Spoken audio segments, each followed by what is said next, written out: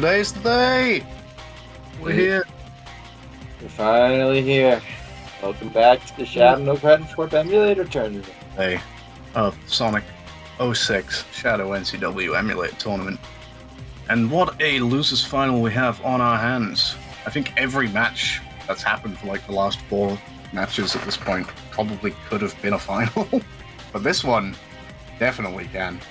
Club against Rev. Rev in all their transparent glory down there at the bottom. But yeah, no, this is definitely going to shape up to be something special, I can tell you that now. Yeah, this is a coming down case. After that defeat against Matty. And Rev coming off the back of the victory against the victory against Drumbasher. Yeah. So, well. What are we expecting here? How are you doing today, lad? I'm doing good. This is going to be a great case of old school versus new school. Club being a runner of the game for longer than I have, actually. Very cemented in the console scene as well as now the emulator scene as well. Strong runner for a very long time. Get Flub referred to as old school. I know, it's weird, but it's true. It's been longer than run the game longer than I have. Rev joined about, I don't know, maybe like a year, maybe less ago. Has been rising quickly through the ranks. Through all 3 categories. So it's been nice to see them really like take off and be where they are right now. Yeah, and we've got a situation where, despite Flub being the favorite, despite Flub coming in, standing with a 30 as his PB at the moment. Yeah, 30, 45. 59. Definitely not going to be a one-sided affair. This is going to be something where either runner could win. We got Flublo Nation. Flub Nation or Suckrose Nation? Suckrose Nation. Which nation are you a part of today? That's the question. I'm actually liking the fact that we've got the dual colored names. That's pretty cool. Yeah. Syncs up well with the PFPs as well. Looking good. Yeah. Crack open a can. Cheers. And we're off. Cheers. Yeah, cheers indeed. Flub. Did Flub start his timer a little bit late? Slightly, like 0.4. Write that down. But here we go. We are off and away. And it should be expected for Flub to have the early advantage in White Acropolis. Been said multiple times throughout this tournament that this is his domain. However, we did see him struggle a little bit with the Rouge clip in the match against Matty yesterday. Going for a far out balls clip, and gets it second time asking. There's a Rev. Blitz his way through the enemies here, and out of there at a 39. Holy crap! Rev not far behind with a 41. Both not bad section 1 times for both runners. Oh, Flub straight out. That's a lot better than yesterday. It was Rev not going for a Rouge clip. Classic. Flub is known for just being instant at Rouge clip. We don't know how he does it. It's going to be a big amount of time saved for him already. Not going for bonus tower. That does nail the first. Having some troubles with this one here. Gets it in the end. God, those search sites are so fast. I don't want to like downplay how freaking hard these search sites are to do quickly. Yeah, definitely. You get yourself slightly off a line, and then it's very janky to kind of set yourself back up and really throw you off. Yeah, Rev is a victim of such a case, but we got the 4th one. I just had to get the one across the way. Nice RNG for Flub, getting it first try, first load. Rev having a bit of a time in White Acropolis to start off with. Definitely not what they would have wanted.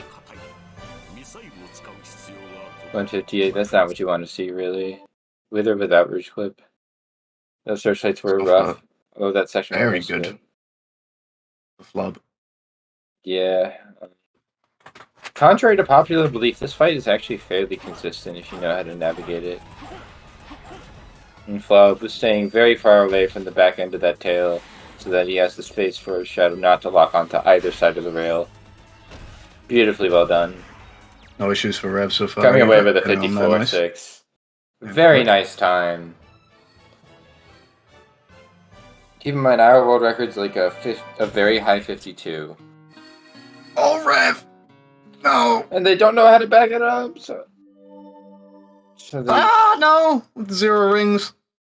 Okay. Okay, Flub having you the can better of the time early on. Okay, turn around again. This is a coin flip. Okay. They won the coin flip. Every time a 50-50. Yep.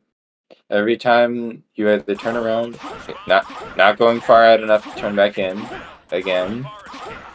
Rev doesn't want to keep this out here too long, otherwise he will throw you off. Yeah. There you go. Okay. Hit 3 and 4. These are the nerve-wracking ones to miss. Oh, Rev, Stun, not stun, going stun, for the stun, patented. There it is. And yes, you can stun Cerberus when he is at half health or below. Yeah, we're probably looking at about a minute lead already for Flub. Wants to be careful. No! Oh no! Oh no. Oh no! Bad to worse! To disastrous for Reverie! Oh dear, oh dear, oh dear. Can we recover it? That is huge already. That may have decided everything. Serve is one of those splits where you either win hard or you lose hard. Oh, Rev. This is gut-wrenching right now. Rev debating things right now. Saying lol in chat.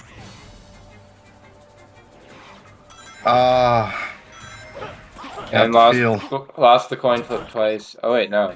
Won that coin flip. What? Okay.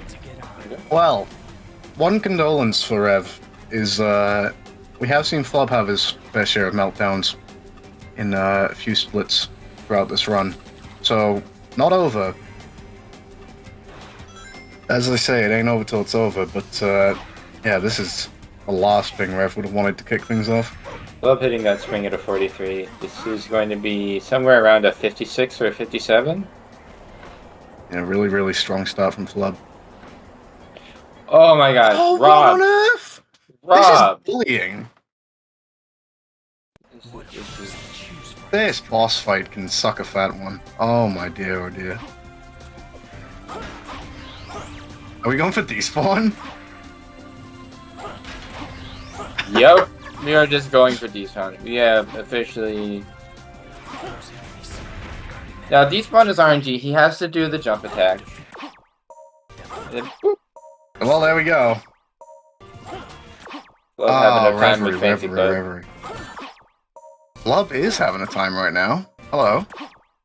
Having a grand old time. Something is happening. Oh, and that's a death?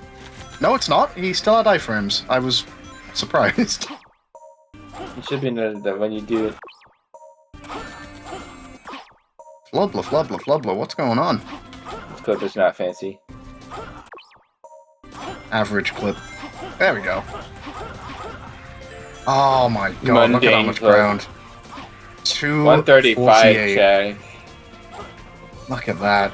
Like that is such a gap between the two. 135 check is not what you want to see. If nothing else, the nerves will be gone forever at this point, you'd think. Yeah.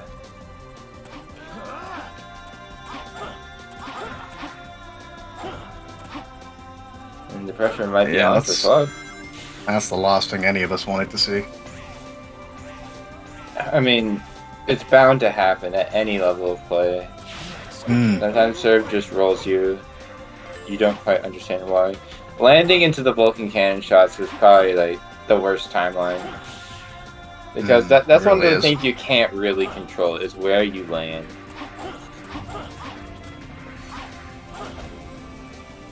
Love onto that rail. Will we see the Ramsey? Yes, we will. This is a bit differently than I do, but it works.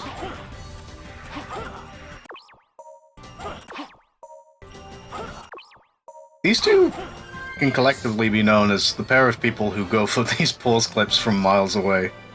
Well, that one in particular, at the very end of Kingdom Valley, you can go from a mile away, and it will work.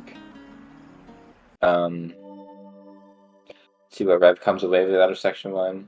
Hits an enemy, not entirely what you want, because of you're trying to dodge an S rank here. Oh no! Oh! Oh! I've done that before, but that is always a very clutch save to have. My God! Keep going, Rev. Keep going. going. My God! It's bailed out. Rev with the Monka. While making sure that the back two tires hit the ground at the same time, instead of all four, triggering a bounce. Braking there a little bit. Yeah, I'm not sure which state Flub is from, but we got some impressive driving here. American driving. Somehow a taxi just came out of nowhere and bodied his car. Sounds like New York to me. New York. It's not New York.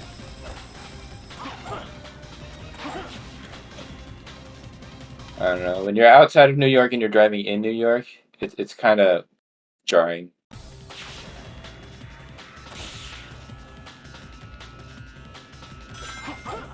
Well, so far so good for Flub in Crisis City, and so far so good in Kingdom Valley for Rev as well. I respect the lean in on that jump, because that rail is camouflaged against the lava so well, it's ridiculous.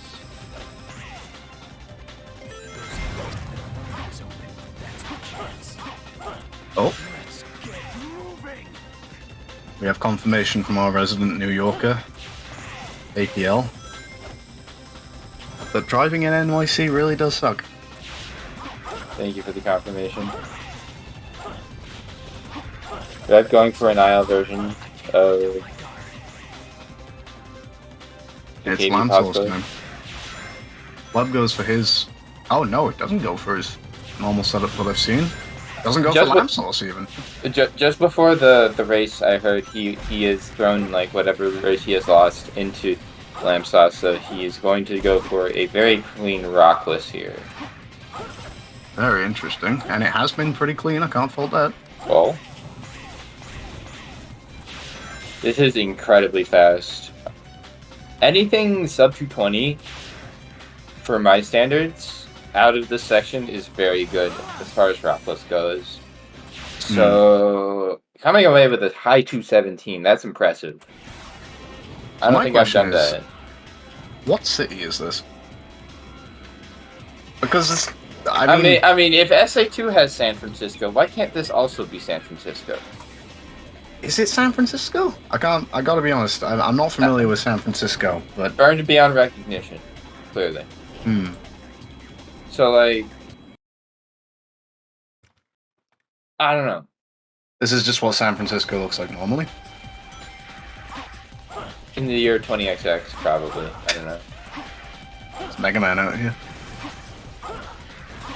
But going for the homing attack, that skips the 1-up. That is incredibly difficult. I don't go for that, because I've tried it, and it does not work. That shit's fake, just like the main pillar in Aquatic Mine. It does not exist. It is not a jump you can make in this game. Club is cheating. Anyways, well, one little thing. Should shout out our restreamer, George, for setting this up. But we've got our special new thing that he has gone out of his way to set up, where we can actually see our splits pretty much in real time alongside the runner's feeds. So if any runner is on particularly good pace, Blood is plus 5.6 out of Kingdom Valley, and having a very good Crisis City. Wouldn't be surprised if he ends up ahead here. Moving very, very cleanly.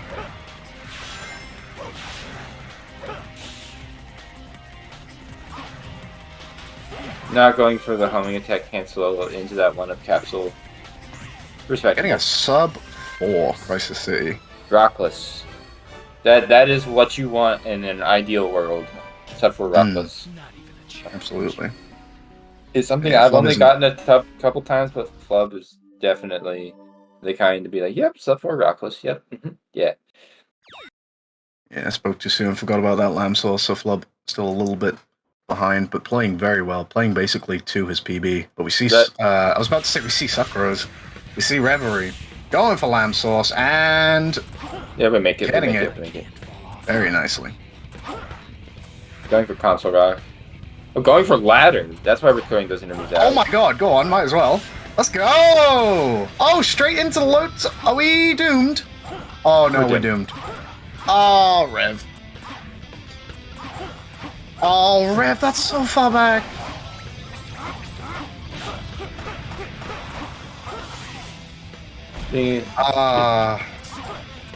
Trying to win the crowd's hearts and dying in the process. Definitely doing so.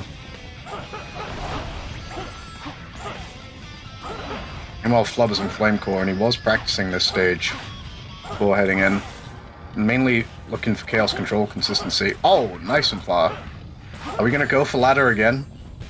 Yeah. You bet we are. Godspeed, Reverie. Breaking out much earlier. Expect that.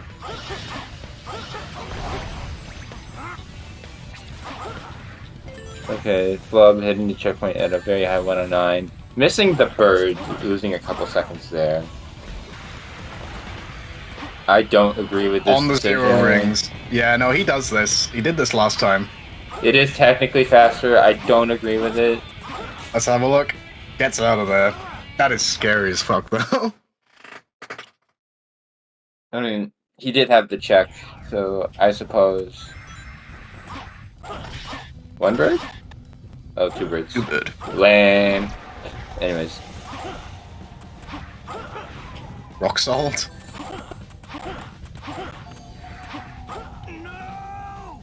And nails the Chaos Control. First try. We love snap warps. Flub's You know that- great exploding.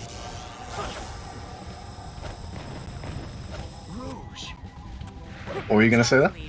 I mean, we've had Nexter on stream before. The rage explosions are not uncommon. Sorry, Nexter. Flub leaning in. Gotta see in the dark. I do feel Yeah, that. yeah, like you do have landmarks on the ceiling, but they are very faint as the lighting in the room is just absolute garbage. But what's not absolute garbage is that 225 you just got. Now, we saw yesterday, Flub was one of the 3 of 4 players who had an Iblis 2 meltdown. So, Gang, gang. have we recovered, or what are we gonna see here? As the guy who made the video on the trick, I don't know. Well, thank you. Not too far behind. Wait, no, we should have counted. There was like a 30-second death or so, wasn't there? Yeah, still a 402 with lamb sauce.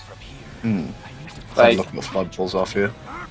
Like, the thing is about despawn, it's a pause clip that you have to get first try. It's not. Well, if you miss it late. If you miss it early, then you don't move anywhere and it's whatever. But, like, considering what trouble Flub was having with Fancy Clip, I hope none of that happens here. Up. Nice clip out. Goes for his bucket. Yeah. Approach, doesn't he? Looks like he gets it nice and cleanly, but now comes the fun part. Thank God he's not blinking. I think that's what has killed him in the past. Someone to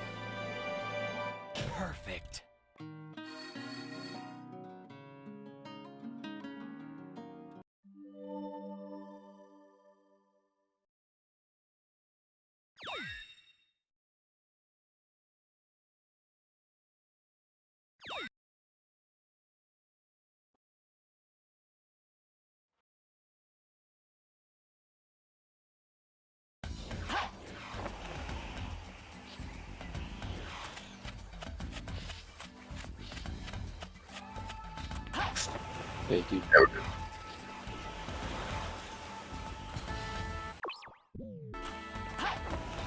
Discord crashed. That's what happened. Ah, that'll do it. Oh, I think we can be heard on stream. Yep, we're back. We're back. We're back? Alright. Rev actually on great Flamethrower IL pace. I saw a 127 exit out of section 1 and a 144 chaos control check, so that's very nice. We did see Flub get a first try despawn, so What did you think of my beautiful technique? No moon jump definitely one of the though. harder parts out of the way. 220. I think that's an ILPB for Rev. Let's go confirm. I Check the think splits. there's definitely a gold. I think that is also an ILPB. The Flamecore is an ILPB. We got a confirmation from Rev in chat. Very, very nice Flamethrower. Now it's time for F1. Club not getting too lucky with these shades. You usually want to kill them in groups of 2 or 3 for a homing attack, but it just ain't happening. Meth not saying anything there as this second circle spawns means you're behind. Meth saying something instead of Shadow also means you're behind. Yeah, this is just not... There we go, there's the group we were talking about earlier. Have a look what kind of luck Rev gets. Rev also had an Iblis 2 meltdown. That's not good. But we can make it. We're okay. Yeah, if you... second try at most if you miss it late. Oh my god. Holy shit, the Chaos Sphere gave me a heart attack. And Rev pulling up the calculator. To add 21.5 seconds to the timing. I do not endorse calculators. Some of us suck at math. That's all I can say. Alright, yeah. Rev 1 final rush skip. Flood getting 2 multi-hits at the end there. Coming away even with a 4 cycle almost, with a 126.9. I would love to see Rev in IGT or SA2. That'd be interesting. That would be very interesting. I would love to see Rev submit a Mad Space Mission 2 to the Lords. Too soon?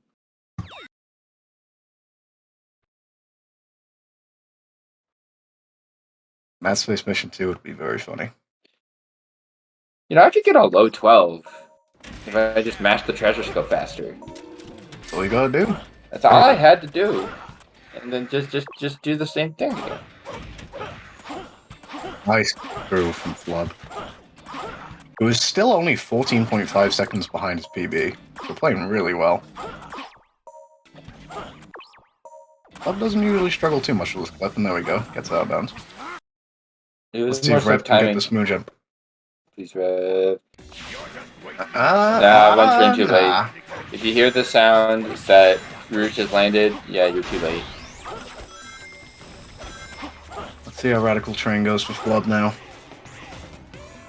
Now he goes for Scaffolding Skip or whichever. Which one is it called? Conveyor skip. Conveyor skip Conveyor seems skip. about a second. I don't think Club's going to go for it, or if he does. It goes for the backup. Let's see what happens. Oh, he's going for it. Gets Here to we go. jump off the railing. Bonk. Bonk. Really nice. And moves on through that door as well. Love that every time I see it.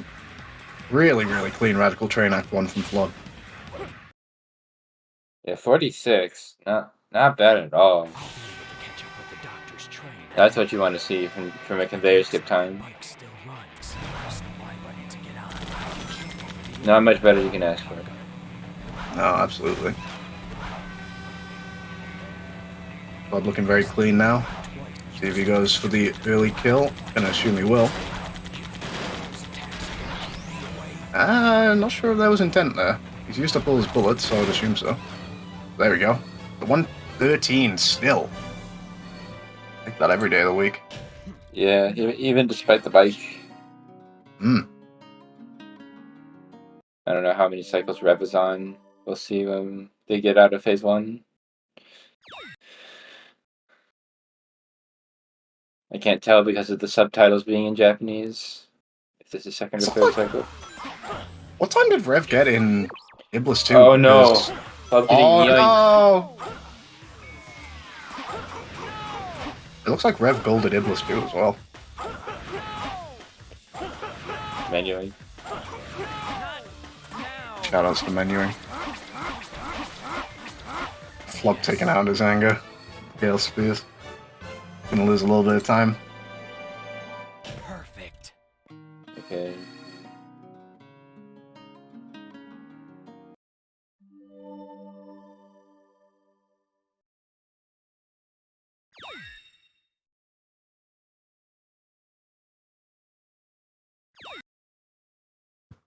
Two multi-hits in a row for Rev. Very decent, very decent. No, That's one 126. taken care of. Let's see aquatic base from Flub, because I know he's definitely got some stuff in his locker in this level.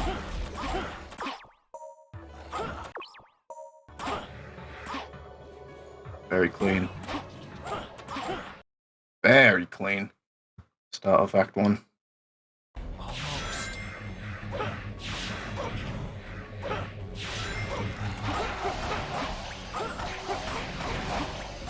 Let's take care of this combat now. Meanwhile, Rev is off to Radical Train now as well. Find the Lance for mission 15. Everyone's favorite Lance. Sorry, Lance Armstrong, you were caught for doping. Oh, Flub! What? What? Not sure what happened there. By the way, we're here. Little bike moment. Yeah, So Taker Rev getting Omega. screwed by Omega. No, Rev is angle issuing. That is, yeah, that's not really. You want to be much more forward.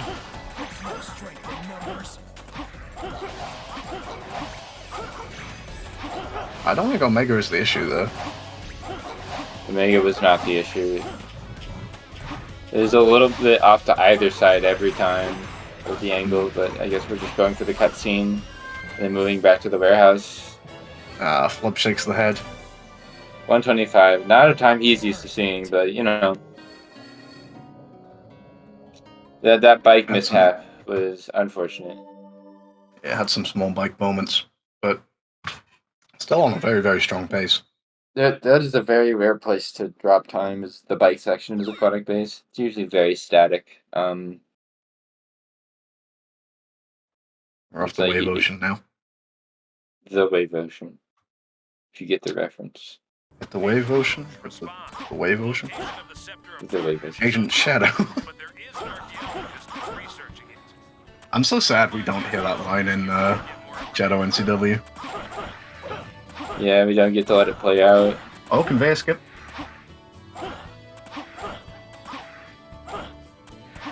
Nice.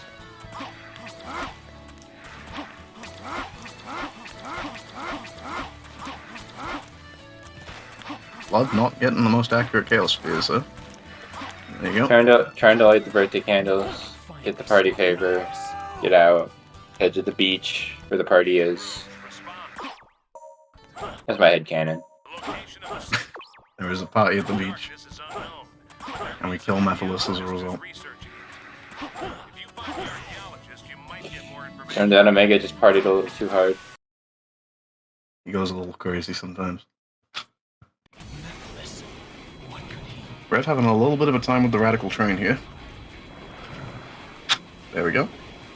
116 still, that's quite nice. 116 with that funny train moment. Yeah, I'm looking at Flub's best possible time right now. It's 30:14. It could definitely happen, another 30.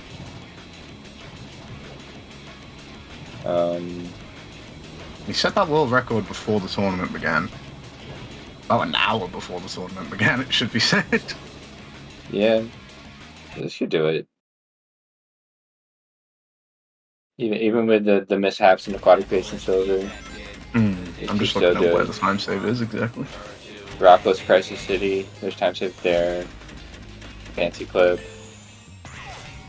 There were a lot of little things here and there, but like the majority of his play was very solid throughout this run. Would not be surprised if, like, with a Flip and Clip and Clean Dusty, you just mix it out with a 30 on the other side. Yeah, 239 Wave Ocean split here, so I think there's some time saving there, surely. I'm unsure because I usually split mine between Mission 14 Skip and Wave Ocean, so I'm unsure what the combined time would be. Looking like it's probably going to be pretty close, actually. But here's Rev in aquatic base now.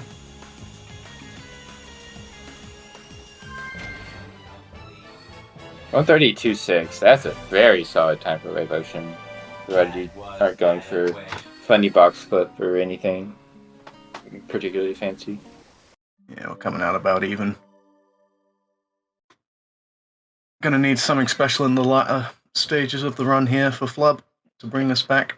So I was going to do what I do. So I was going to need to pull a me in Dusty Desert in order for Rev to have a decent shot. Right now. If you're Rev that's right exactly now, what you need. But I doubt it. Yeah, I think it's fair to say that Rev was kind of up against it from the start in this run. Or at least from Cerberus onwards, I should say.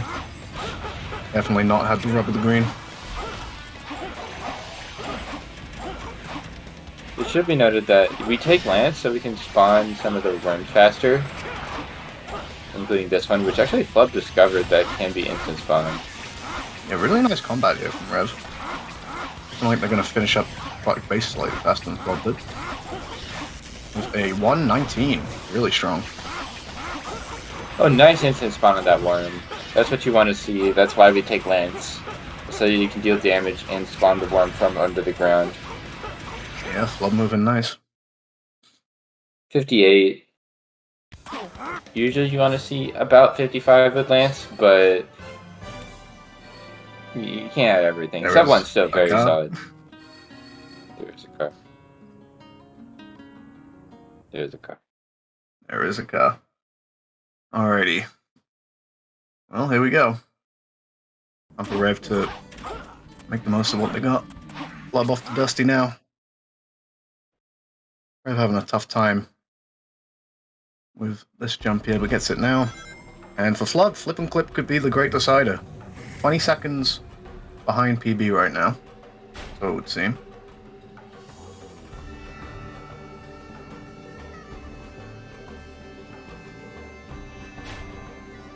We can get a very clean Dusty and a very clean Meth too. Could do it, but let's find out. Flip and Clip is real. Out we go. Fast as light. Love to see that. That's a really good, strong start to Dusty Desert from Flub.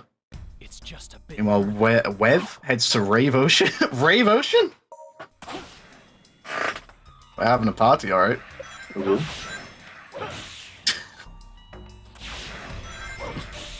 here we go. No one had to say it. I have to be careful not to get caught up in this sand wave.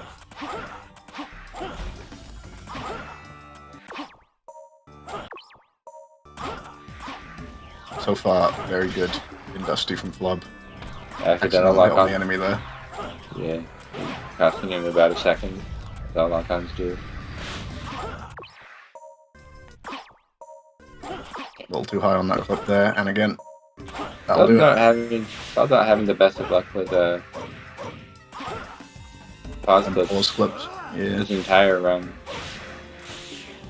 I mean, it doesn't quite matter the timer pauses when you pause, but still, missing them late is still costly. I think he's definitely going to save some time on PB here. Oh no! I spoke too soon! Oh no! I cursed it! Can't fall off here. Oh, Flub. Hate to see that. Oh, that's what he was going for. He's aiming to Only attack cancel into the floor. Tried Is to it still possible? min-max. Oh, Rev bombing for box flip. Let's see if that works. Okay, PB Oh. is Oh. still possible? Rev hitting box clip. That's swag. Oh, let's go. That is very swag. Mephiles, I won't let you escape. If we get a... So we got a 222 meth split. Meth 2 times are usually the IGT themselves. If we get a sub 2 at all, which is very possible even without Goon Skip, then you could see a PB from Flub. This is definite 30 pace. Oh, for sure. Hate to see that def taking away what could have been a very, very, very strong PB, but we still look to clutch it out. And Flub, should also be said, on the brink of moving forward back up to winner's bracket to get that grand finals place. Played superbly throughout this run, it's got to be said. Sucking up all that energy, I guess we call it. The light quarters. Non-play.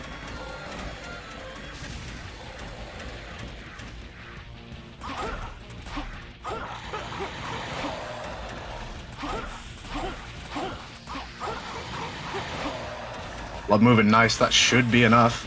I would think so. Might not be. Oh, you're kidding me! It does this. Are we still gonna make it? Question now of how quickly we can beat down Meth. We got 30 seconds to clutch this out.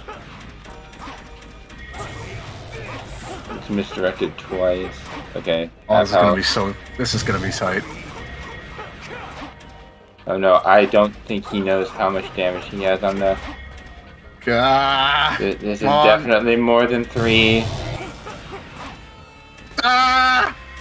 No, this is that could be exactly it. 3. This is exactly 3. Ah! Where is he? No! Oh, we miss it by 3 seconds. I am forever. Still, best time at the tournament. Yeah, absolutely best time in this tournament. That is gutting. To be that close. Flub takes a walk. But GG's either way. Rev in Really mission sad to see. 16. Probably credits both of their range. They know. It's tough times for Flub in the PB side, but at the very least he's coming away with the win here. That will spell the end of the tape for Reverie. Oh, we are in mission 16. Yeah, we are in mission 16. You only need to actually take out this very last group of enemies. Because even though there's supposed to be more waves of enemies, they just didn't program the triggers to like depend on one another. Oh, So when this last Titan is done, you're done.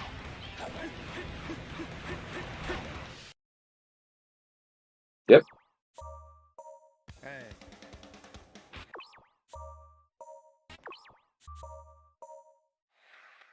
What are we doing Sit. here, Rev? Your credits. Are we- Welcome. Wait, credits wolfing? Let's go. So they saved during this like pep talk, which you are not normally able to do in any complete mission. So when you exit, reload the save, and come back in, drum roll. Oh. Hey! Hey. Rev finishes with a 32.08. Very respectable time. Has my team beaten the second? Oh, there we go. Well, I can't say it wasn't entertaining. We were definitely on the edge of our seats for a while there. But, yeah, no. Got a feel for both runners. Hello, Flub. God. Man, what a shitty run. I can't believe it. Oh, it was so know. close, though. That was... It was like dangling in front of you. Like, it was like someone dangling a carrot on a stick in front of you the whole way Yeah, through. I was bleeding time throughout the whole run. Like, it was bad. Like, it was not one big mistake. It was just multiple over and over. 1,000 paper cuts. Yeah, no, definitely death by 1,000 cuts that run was, but But even Yeah, then, that- hell of a you show had that- already. You had that 222 meth too to look forward to, so I guess yeah. I had the worst meth too in this run, so I mean, yeah. Yeah. But yeah, GG's either way, even if the PB slipping away was cruel. But, I mean, how was I supposed to beat that time, man? Yeah, Rev, if we want to talk about misfortune, we can flash over to you. Oh dear, oh dear. I lost 2 Congrats minutes on the serve. Flamethrower PB. I did get a 220.9. That was pretty sick.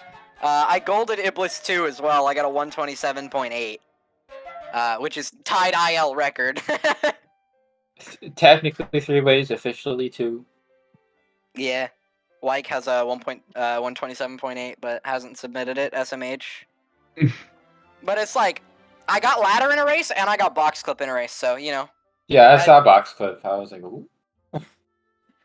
I got a 42.2 section 1, which normally means like a 136 or better, or worse, and I ended up with a 132, so I saved time with it. Yeah, 42 section 1 usually means you get hit somewhere in the glider section.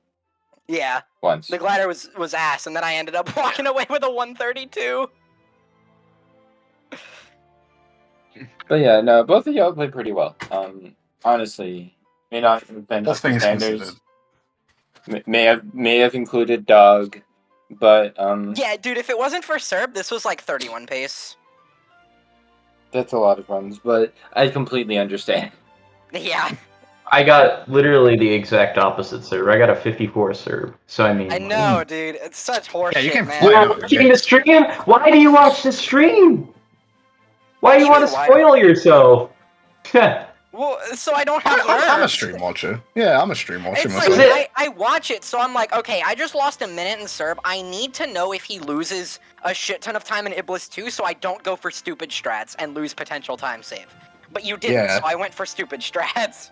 If I don't know where my opponent is, I'm more nervous because like I'm questioning and exactly. pondering every outcome. Then, so yeah, I'm a stream Like watcher fucking myself. Doctor Strange in Infinity War, bro. Like mid-run, that is not the kind of How vibe I many? need. Yeah, features I does guess Red The so. only way. One. I guess so. But yeah, Alright. GG. Good luck on Grands. Yeah. I mean, I secured third. My initial goal, when my PB was a 36, I was like, I want to not go 0-2. And now I've went, what, 3-2? 4-2? 3 and 2. Yeah, by my count. Yeah, I mean, I came out positive and secured third. I can't ask for anything else. Well, yeah, there we go. Sly saying we have some good news for you soon. Not sure what that's all about. Oh, Oh, oh. Cheer for SA1, honestly. good for SA1. My honest reaction. Well, there we go. Blood, you've definitely sent a message out. With Yeah, that it's run, like- at the very least. Jesus Christ. I'm very mad. Well, Yeah, you're coming oh well. into the grand final from the loser's side with a Yeah, vengeance. I think that can be said, right? the bracket Yeah. reset needs to happen. Yeah, Needs to Matty. happen. I mean, if you just do that twice, I mean, who's gonna The thing you? is I could get a good serve one race, and then the next race I get a incredibly bad serve. Like Oh, it's yeah, you me get too. but then you get a gamer end game. Like The last 3 runs I've done before this one, I got like below a 115 serve, and in this one, I get a 126 after a minute and a half long death. yeah, Rev got sniped with 0 rings by a Vulcan cannon as Yep. they were landing. What are from you gonna do? victory. That's just the most unfortunate thing I've seen. What do in a you while. do? What do you do? It's not even like serve being like janky.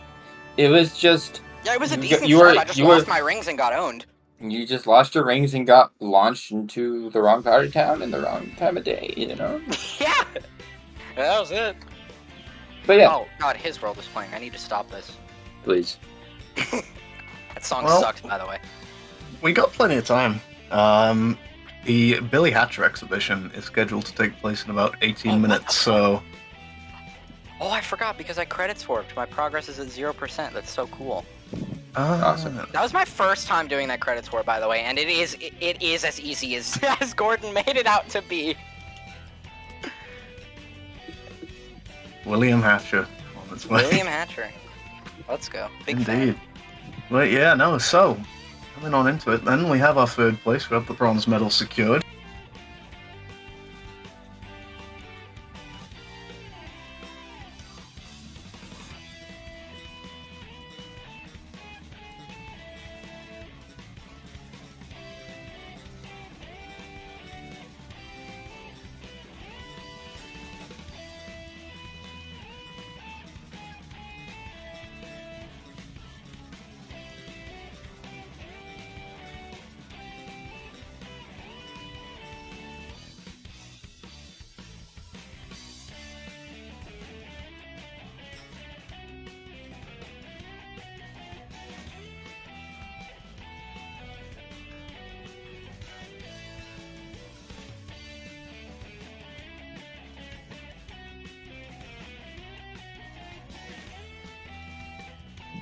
Hello? The gamers were back. Hello? Alright. Billy Hatcher exhibition. Very cool and awesome. Yeah. Yeah, definitely. You know, we got that to look forward to. With giving Flub a nice hour and a half to rest up and get the head of the game. I'm giving That's you my it. energy. Getting some lunch. You Enjoying wanna go get myself. lunch? What's on the menu? I'm not sure. Probably gonna go out somewhere. I don't know. Maybe like Ooh. we'll see. Victory dinner. Mm. Victory lunch. What time of day is it even, man? It's 1 p.m. It's 1 p.m. That might as well be breakfast time for me, man. 1 p.m. Anyway. It's 7 p.m. where I am, so I gotta get Wow. on. You gotta breakfast. get some dinner, boy. Thank Get you dinner for going. filling in for commentary like every time we've needed someone. By the way, you and Sly, y'all are goats. Yeah. We Nice gotta long weekend. we gotta get the Liam commentary. Liam has confirmed that he will be there for grand finals. I want it to be me and Liam for grand finals. Did he say? I would also like to come. I know It we have is good technically synergy on runner's comments, choice. but like, yeah, feel free to pick whoever Is you it want. confirmed? So it's Sly and Liam, right? Well, no, it's runner's choice, so Matthew Runner's gets the choice. choice of the second commentary. Yeah. I see. All right. I'm Sounds available. good. We'll see who he picks. We I should just love. have everyone on loved running commentary with like him. the Refrag Supersonic run. That would Oh, be okay. interesting. I loved commentating with Liam. Guys. Back when we did Oh my God. all stages race. I feel like we worked together well, but again, runner's choice. Runner's choice. Mm-hmm. Yeah, we're kind of just killing time at this point, really, because otherwise we're going to be sat here for 15 minutes on a break screen. So Yeah. Fair enough. Out here, you know, we can vibe for a little We bit. could just talk. We could just Also, have what's- 4 commentators. Jeez. We could have Sly, Liam, me, and Lab.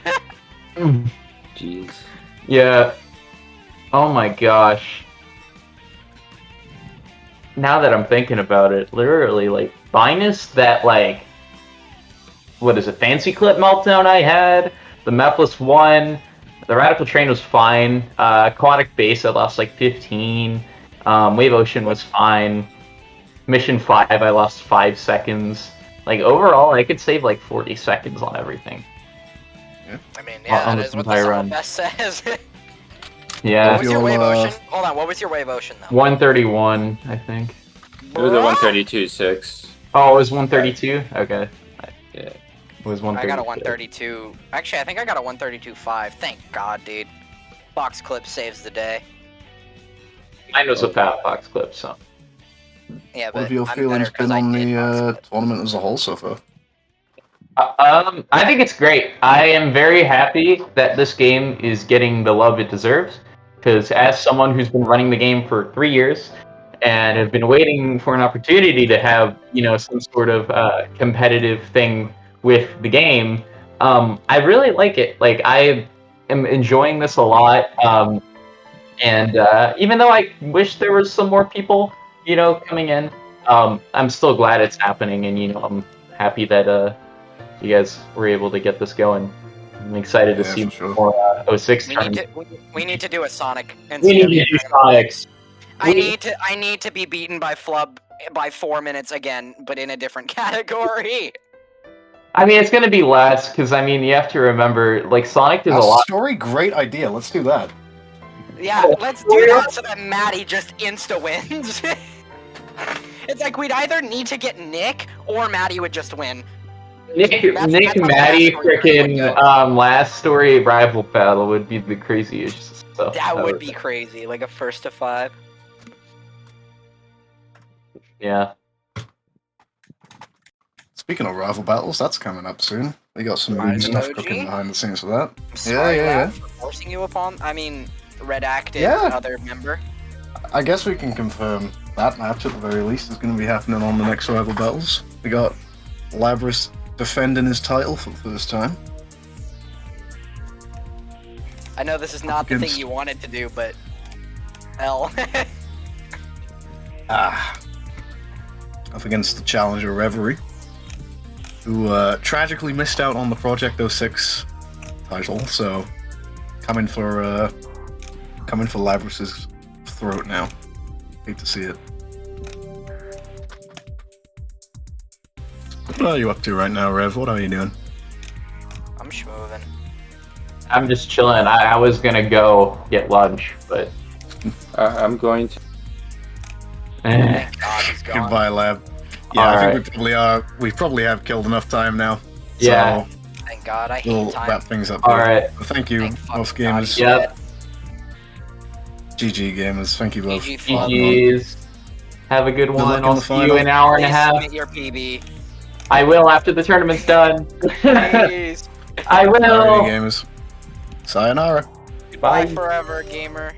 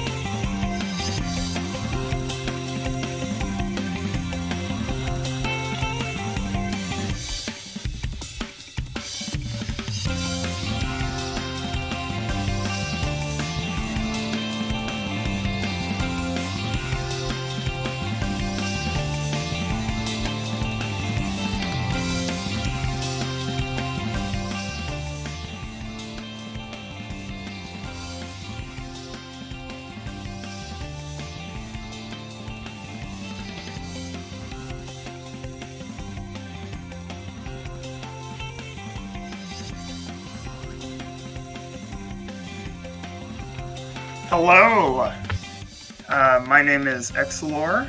I'm a Billy Hatcher speedrun representative. Later this match will probably be joined in co-commentary by Chiron. Basically, it's just a fun little exhibition match showcasing kind of like the run itself, but also just, you know, just a chill little, here's an intro to Billy, because we haven't been on the Sacer channel before. As well as, I guess, like, we can do this as a way to sort of introduce some of the things that to look out for during the tournament. You know, it's gonna be cool. It's gonna be a fun little race. Thanks for having us, by the way. It's very nice to have this little showcase. So the main, like, I guess, story of Billy is we're gonna have each runner go through, and they're gonna try and hatch all these eggs, these golden eggs per world. They're gonna kill bosses per world. They're gonna do a bunch of platforming per world, and it just makes for a pretty fun run. It's got a lot of variety to it. It's pretty good. These two runners are long standing runners in the community. Tiltoons and Real Mem. Not as long as some, but they're definitely better than most. So I would say, you know, they've earned their shot here. Yeah, we'll see just as they get started here. All right, I am watching, I think, with a little delay, just based off of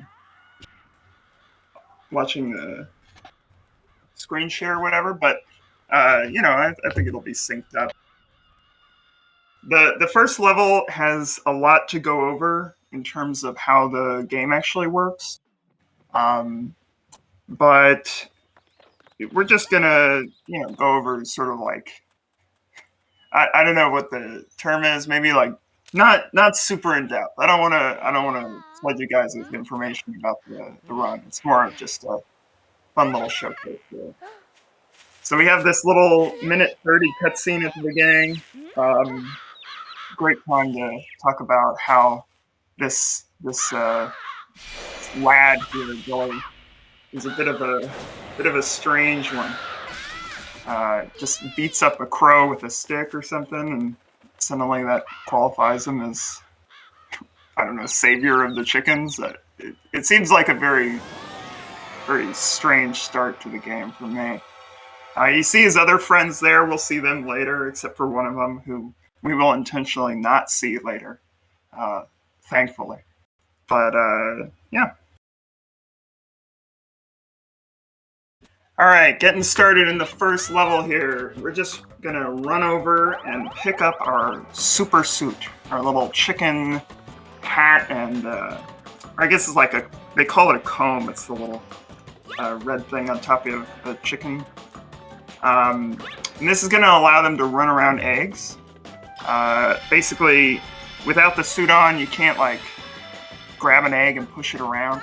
So they gotta get this first, because running with the egg is the speediest way to move.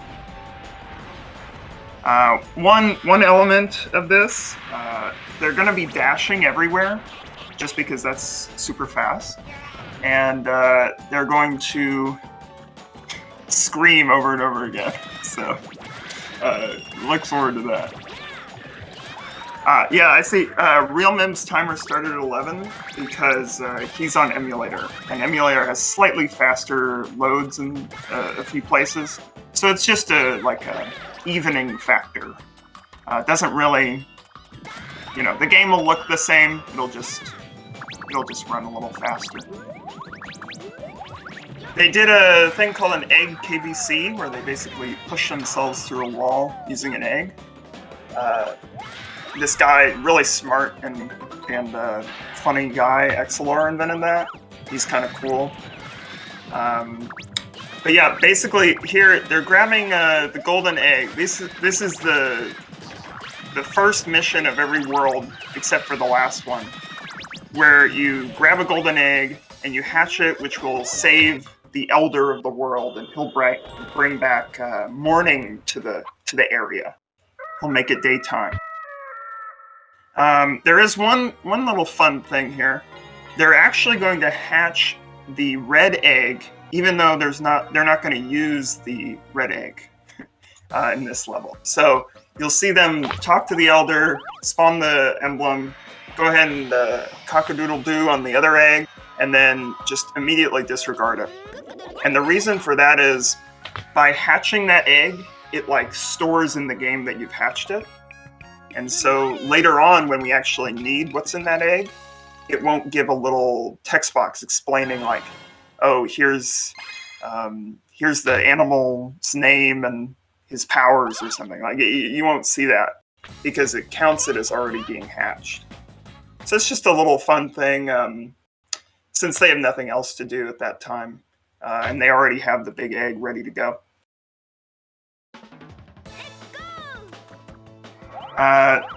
Okay, this is the introduction of rails in the video game.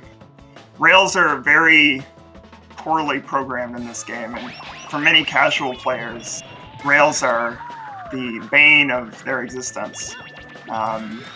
Thankfully, we avoid most of them in the run. There are a few that we'll take, and we'll take them very carefully, I guess, because you can just fall through them. Your egg will get shot out of them. It's a real rough experience.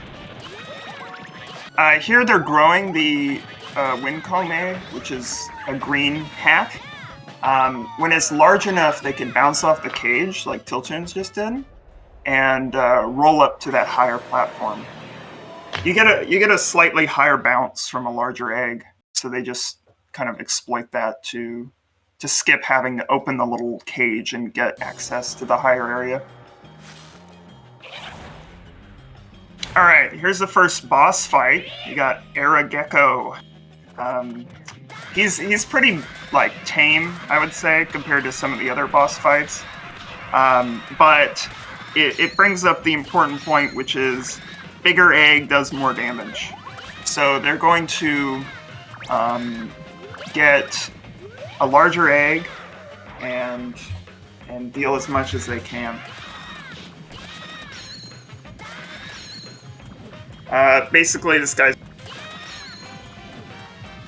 you can't do much once you've hit his like damage cap per region. But if you can do enough damage, it'll start the next like movement pattern. And so you want to hit him, get that started, and then you just wait it out until he gives it up.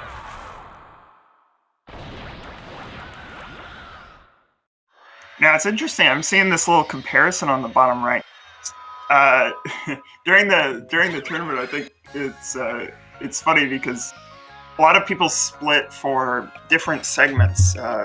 Particularly matters later in the game, but you can split for when you reach the portal to the boss, and when you reach the boss, like when you finish the boss itself.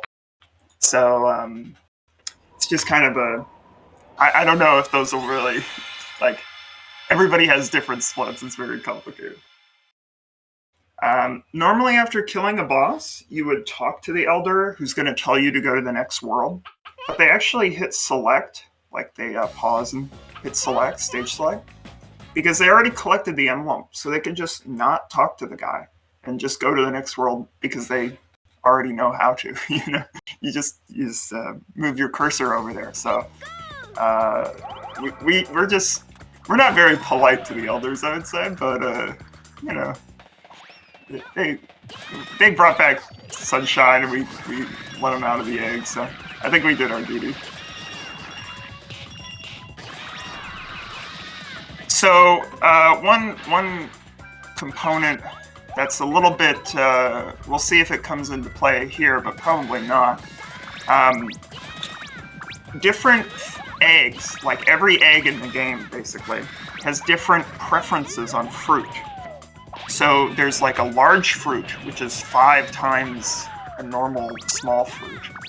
But they also have preferences, which adds an extra 2 times multiplier on it. So you see on the beach here, they collect a cherry and a pineapple. Those are worth 5 because they're a large fruit each. But they're actually worth 10 because the golden egg prefers cherries and pineapples. All the other eggs, you can memorize all their different preferences, and there's a giant table that we have. But the one that really comes into play is this cherry and pineapples. The more you can collect of those, the better, because you'll hatch the elder faster, and you can maybe skip going routes where you would get more fruit.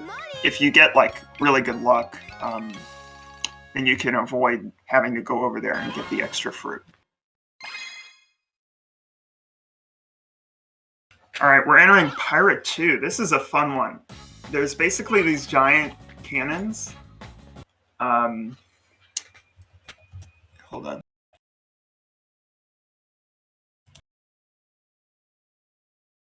Yeah. So there's these cannons that will allow you to... They're intended to just shoot to the next area, but they give you a lot of momentum, and we can manipulate, like, the stage geometry and the momentum that we get to launch ourselves from one side of the map all the way to the other by bouncing off, like, this particular part on the skull, if you just saw there by Real Mim. And so we shoot from... Normally you have to go through a cave, and you have to go through an island, and then up a ramp, and down rails, and we hate rails, so we just found a way to shoot across the entire stage and just land on the entrance to the boss. Pretty fun. They're hard to line up, but they're cool to look at, Here we got Glur. Glur is one of the harder bosses in the game for newer runners, I would say. He does this jumping attack where he'll kind of land on your egg. And the correct way to get as much damage in as possible is to throw your egg with a bash attack down onto the ground next to where he's going to land. And then the shockwave hits Glur. But if you don't throw it far out enough, then Glur will land on the egg and just like kill the egg. So it's a tricky little boss fight, but they're all playing it very well here. Whoa, Exilor, you didn't think you were gonna get to have all the fun alone, did you? My man Witherman, crazy. The Billy expert himself. I'm so glad I got to catch the end of Glur. I hate this boss fight. I love Pirate, though. Pirate is beyond sick. Pirate, especially after Pirate 2. I feel like the first 2 levels, they're okay, but we get the real fun one next. Pirate 3 is very fun. I mean, I've got some history with Pirate 3. I think we all do at this point. King Clippin himself, the big boy. This auto-scroller has gone through so many different iterations, from a very humble beginnings of being a very standard race into turning into something completely different. Take it away, Exilor. What do we do with this poor guy? So, not too long ago, I'm watching a Twitch stream by this guy named Squid, a very veteran Billy runner, and he sees the penguin jump off the map and then fly to the end, and he loses the level. And we're basically going to try and manipulate the penguin this is King Clippin the penguin, to do just that. We're going to load and unload a bridge that's kind of just out of view of Real Mim here. The camera's not directed upward, but you could... Oh, there you go. Okay. So he's going to walk up, grab this, load and unload the bridge, and Clippin kind of thinks about jumping, because if the bridge isn't there, he jumps. And he thinks about walking. And as a result, he just flies. He jumps and walks all the way to the end. Very, very fast. Saves like, I don't know, 13 seconds or something like that. It's huge. For an auto-scroller especially, this trick really doesn't make any sense. But it's really cool. This is just one of the things about Billy, how even if things seem set in stone, everything seems like it has rules, you can find a way to break it. Yeah, Billy's a fun little game. I would say because they sort of rushed to get it out in between the Sonics, you know, they left a lot in that maybe they would have been more careful about. But it's good for us. Very good for us. Oh, hello, by the way, I'm back finally, sorry. I'm Chiron. Oh my god, it's Chiron! Wow, we got the whole Billy squad here. Everyone's gaming. Apologies about that. I don't know what you guys have talked about. I'm very sorry. If you want to catch me up on what's happened. Mostly just the run-up at this point, talking about how cool Pirate is, and looking over this save Rolly right now. This level is so cool. It's supposed to be so long, but you just skip all of it. The IL for this level is, what, tied with the task now? I think it's very close, but not quite. I think there's even test strats for this level that haven't been implemented yet. We won't go into that now. It's not relevant, but it is kind of cool what you can do with this level. Now, I will say, there's one important thing about saving Rolly, which is when we save a friend, we get one extra mission per world, and some of those missions are very fast. So they're saving Raleigh here in order to play Forest 6 in about 3 levels or so, I think, for their route. So it's like sometimes we don't necessarily, like, saving the player or the friend isn't the fastest, but if it unlocks a very fast level, it's still worthwhile. Oh, absolutely, yeah. All of Rowley's levels, all of Bantam's levels, the other characters that we'll be seeing, they're really quick. I think Bantam even has the quickest level in 80%, as it stands. Yeah, and we definitely don't save Chick. There's no reason. No, he's actually got some really fast levels. His forehead's just too big to accommodate for the speedrun. That's true. That's what it is. Yeah. Also, really good cannon from Mim here. This level has a really cool skip where when you get to this fire island, these platforms are going to get surrounded by fire, but if you move fast enough, then you can get off the... you can basically hit the switch to end the level right before the islands get surrounded by fire. And you're seeing Till about to do it as well now. So you'll see these fire arrows just shoot towards the platform, and as you see he hits the switch, he rolls off. As the arrows just narrowly avoid him. It's a very close race at the moment. Yeah, it's very close. One thing... So, you'll notice in a couple of the levels, we've seen, like, fire obstacles. And every time, we've just gone around them.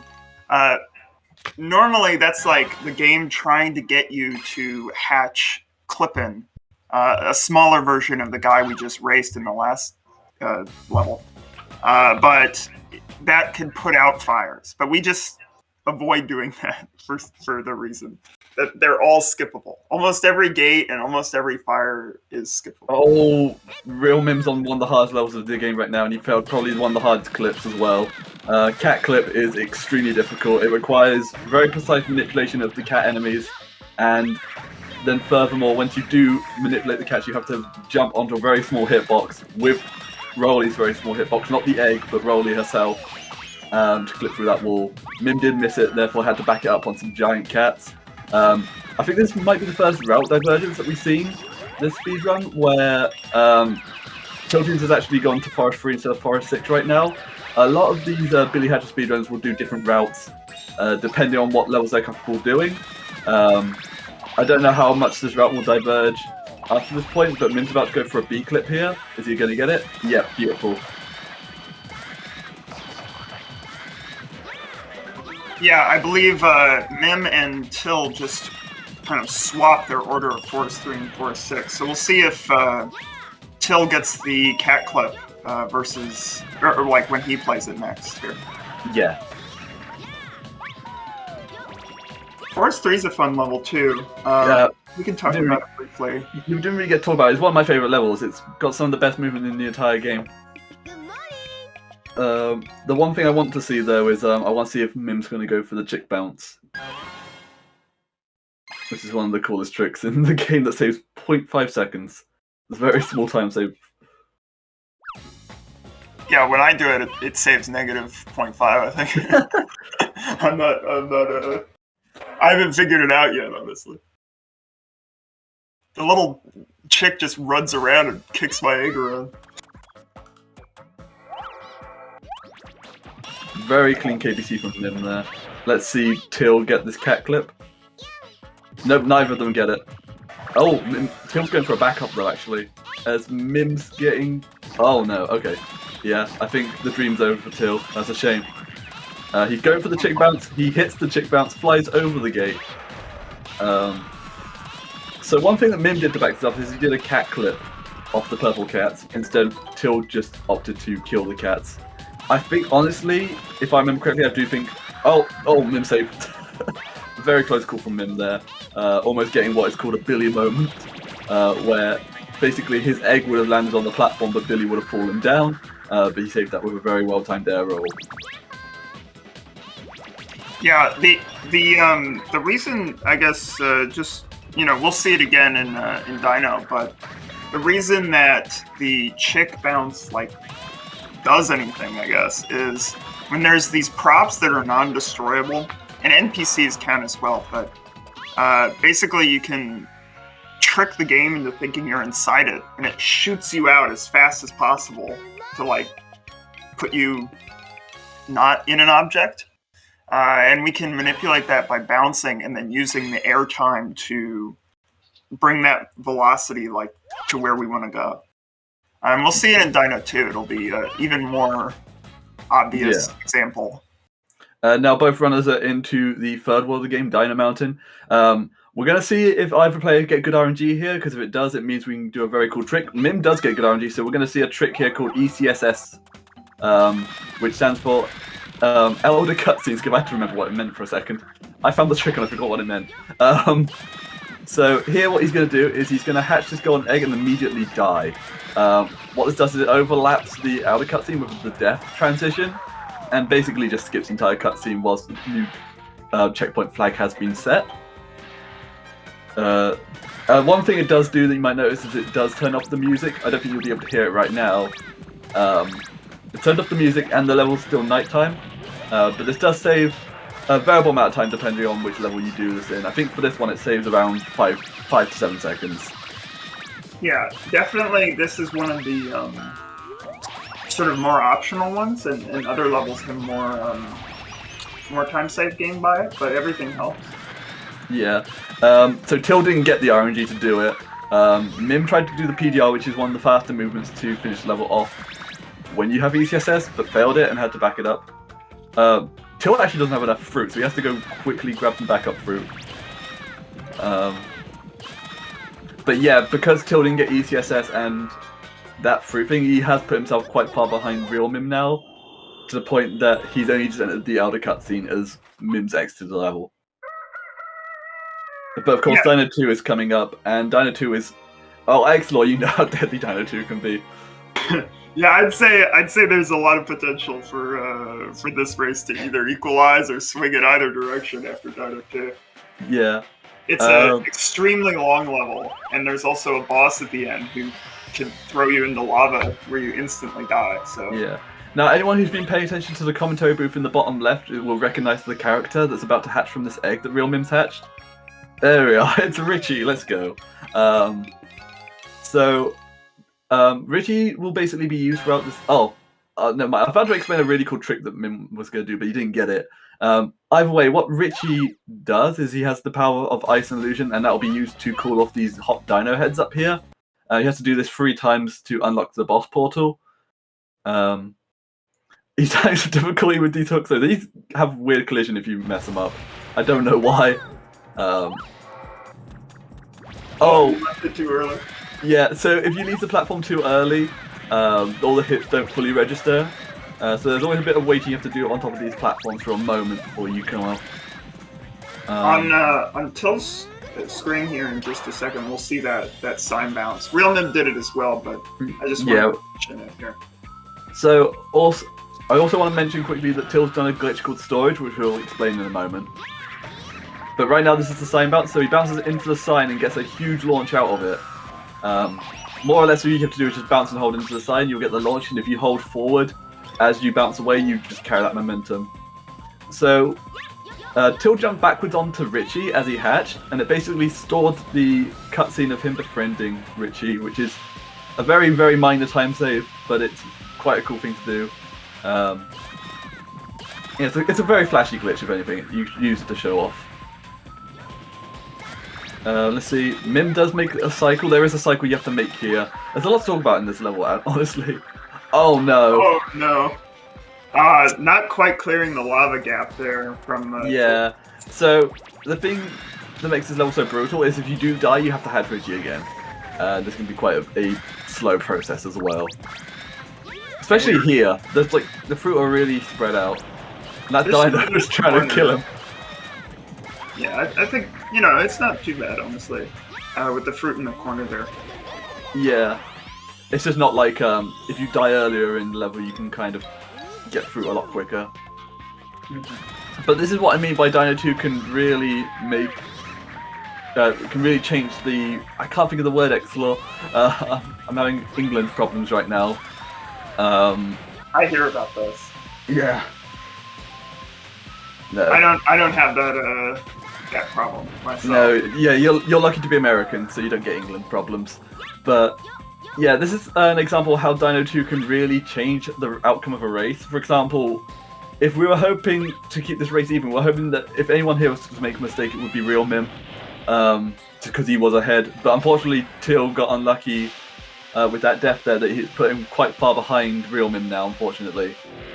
I will say, Topo, this boss here, with the little meteors that fly down and the dino attack, there's a good chance you just fly off the edge. Yeah. This is probably one of the easiest bosses in the game, but it's probably without doubt the most punishing if you mess it up. Yeah, I die to him at least once a run. That's kind of it's a tradition on my end. For sure. Yeah, you basically, you can turn the camera up a little bit to see where the little lava rocks are gonna land, and you can try to move yourself into the gaps of where they're going to land. Yeah. But sometimes there's no safe spot near where you're standing. Yeah, especially when an optimal fight would use a big egg throughout. It's very difficult to move that giant egg into safe spots. Yeah. And it's not a huge issue if your egg pops, but it does mean that you're doing less damage, or you're doing the same amount of damage, but slowly, because it takes more hits to do it. For sure, for sure.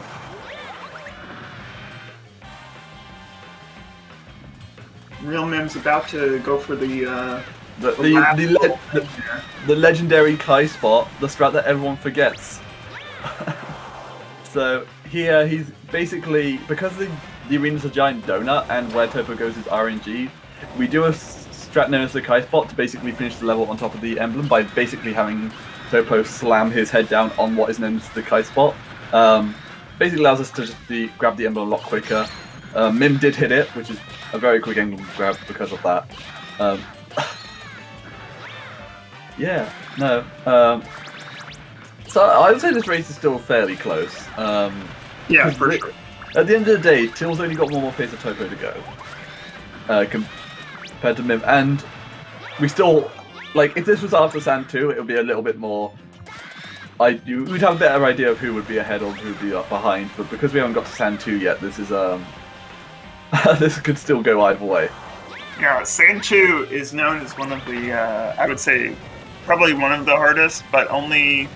Maybe, I wouldn't say the hardest, but the position of where it is in the run makes it, like, harder than it should be, right? Because it's not right at the beginning. You have to get there and then Oh, Lord. Oh, no.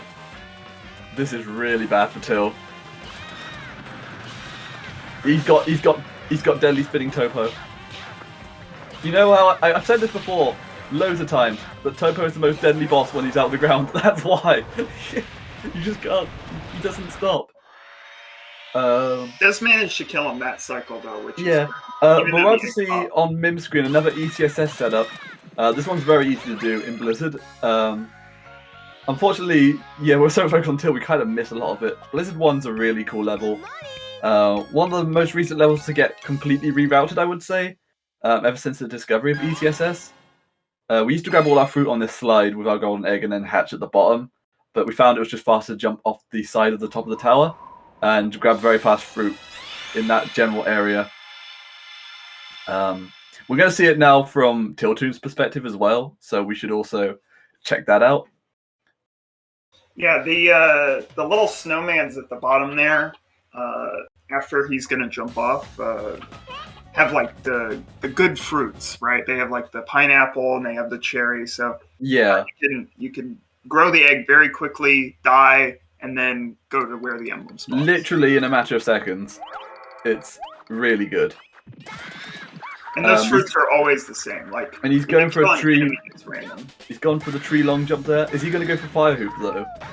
This is a 2 to 3 frame window trick. He did not hit it unfortunately, and he goes for the smart option there just to do it the normal way. Fire hoop only saves a couple seconds anyway, so if you miss it, there's no point trying to keep hitting it. It's very difficult to hit it again if you fail it. Min went for the gamer jump in Blizzard 2, which is awesome to see. Very precise jump over those fawns. Messing up can be very punishing. Let's see if he can get storage this time on Cypher. That looks like a good storage. Yep, he stored it. We know if he stored it because Cypher literally freezes in midair. And good ECSS there from Till. Yeah, great job. Alright.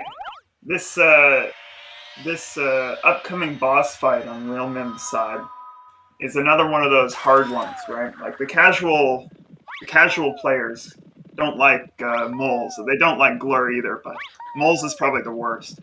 No, absolutely, I agree. And I love this fight. It's one of the most interesting boss fights in the game, as moles is the only boss to not have damage caps, which means that theoretically you can finish him off in the first phase if that was actually possible to do. Instead, what we can do is we can kill him more or less on the second or third phase, more likely the third phase. But if Mim's a real gamer here, we might actually see a second phase kill. I think, okay, if we see a second phase kill, I'm going to be very impressed.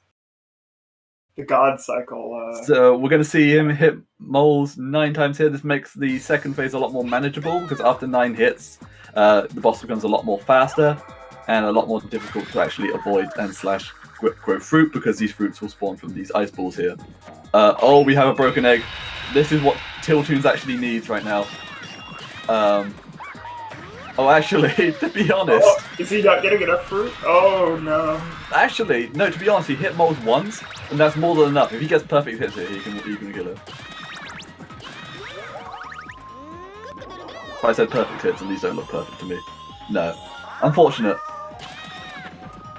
Yeah, I've yet to see perfect enough hits to make that work. But that also shows off how difficult moles can be when you lower his health. Like, that attack became a lot more faster and difficult to manage, especially when you've got to worry about, keeping your egg sustained and alive. Otherwise, this does become brutal. Actually, getting hit doesn't really matter so much. It's just if your egg dies, you can't do as much damage. So, a lot of the boss fights will even potentially have Billy get hit so that his egg stays alive. But even then, moles takes around a heart and a half of damage away from you every time he hits you. So yeah, you gotta be careful. You have to be really careful. Now, I think when Tiltoons was explaining the routes that they do to me, I believe Real Mim continues with Blizzard here. Yeah, it looks like he's gone to Blizzard 3.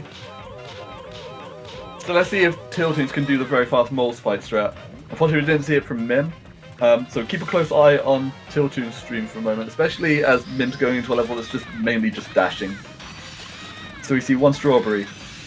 We see a banana. Okay, yeah, he's more or less set up now. He just has to wail on Moles for a bit, and he's going to get a full egg by the end of this with that watermelon drop there. That's insane. Yeah. Yeah, That's good. watermelons are the preferred fruit of the default egg.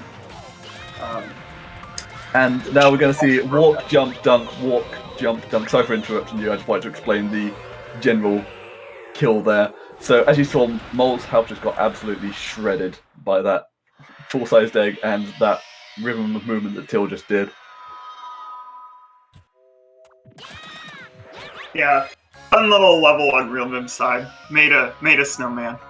Yeah. Oh, it's fast, so that's So I would definitely say don't let the fact that Till just completed a level, Mim completed a level, make you think that he's that much further ahead than Till, because in reality it's just a very short level, whilst Till's about to go into a very, very long level. I wouldn't say very long, but it's definitely not Blizzard-free short. Does Till do Circus here, or does he do... I think he will do Circus here. I think he's going to go for Boss Rush. That makes sense.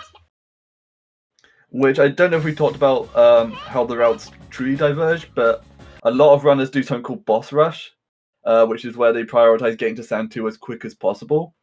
Tiltoons does a modified version of that route where he does Forest 6 as soon as possible, then goes straight to Sand 2, as those are both levels that can be quite problematic to a speedrun. Yeah, like I said earlier, like Sand 2 being so late in the run makes it very difficult. So if we can move it earlier, then that's beneficial for getting out multiple runs and such. Yeah, absolutely. This level, though, Circus 1, it's actually one of the scariest levels for people on good pace speedruns, I would say, because the golden egg hatch is truly RNG here. If Till gets what is known as worst RNG, basically doesn't get enough preferred fruit from enemy drops, then he has to wait about 20 seconds for fruit to respawn. And so this could put him really far behind Mim if he doesn't get lucky. Unfortunately, we haven't really been paying attention to Mim's stream, but he has just unlocked Bantam. So he now has access to the 8th mission of each world. Not that we'll be seeing too many mission 8s. Oh, Till got pineapples, that's really good. That's basically... Oh no! Alright, oh, he looks upset as well. We'll see if we get pineapples again. This backup is... Oh, he's doing PDR. Okay. Yeah, that was quick. Wow, good. Oh, yeah. Man, I've never done that before. The days of EDR backups are gone. PDRs are just so much more superior. Yeah, if you're good, I mean... I don't know what you and Wither talked about at the start of the run about how PDRs work and... Oh no, we were just hanging out. We didn't go into the frame data or anything like that. But... No, so an EDR is basically a trick where you hold an egg in a corner and then you dash jump into it to get an insane height.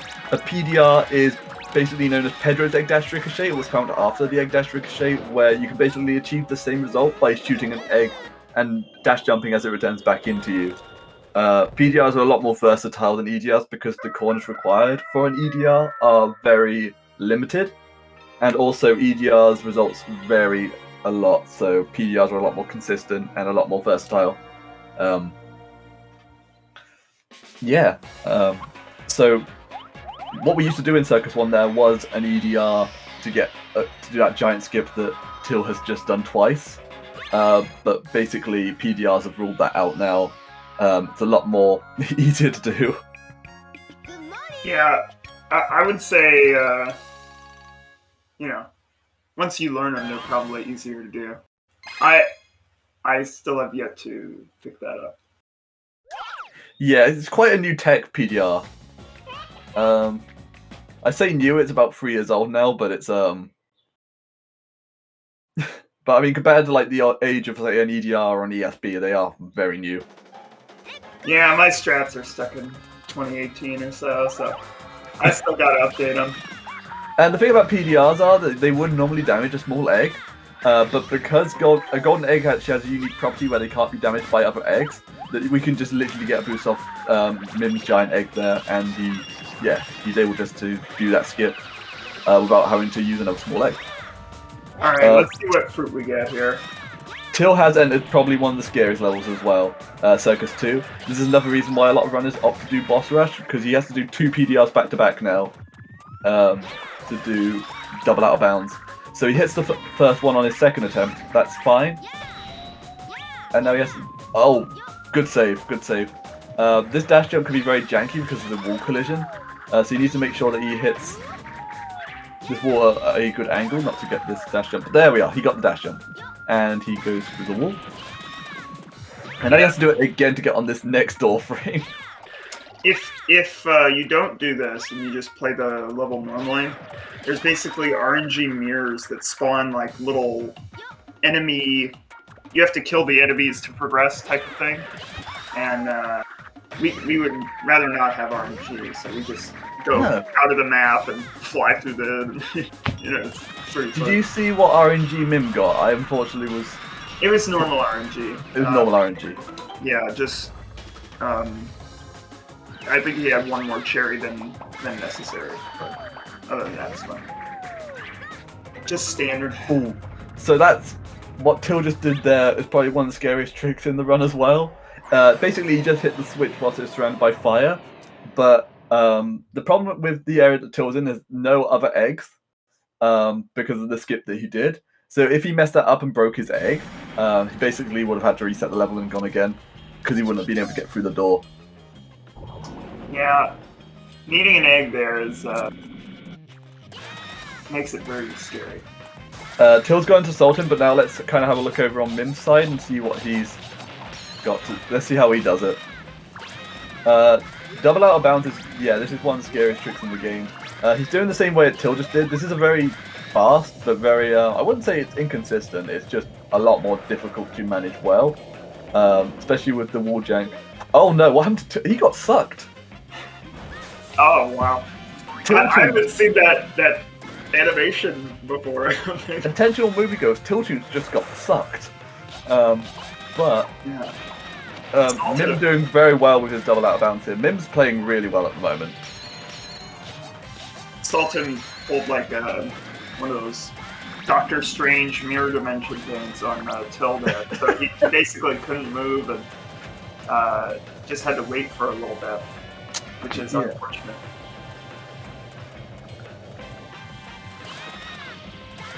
No. I mean, luckily for Tiltunes, despite the fact that, he's playing in front of everyone here, this is an exhibition match, so this will have no outcome on the actual result of this tournament. So he shouldn't worry too much, other than obviously the pride of losing to Real Mim, his rival.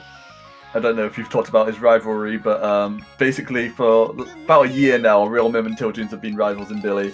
Both German players, both always hang out in VC and grind in this game.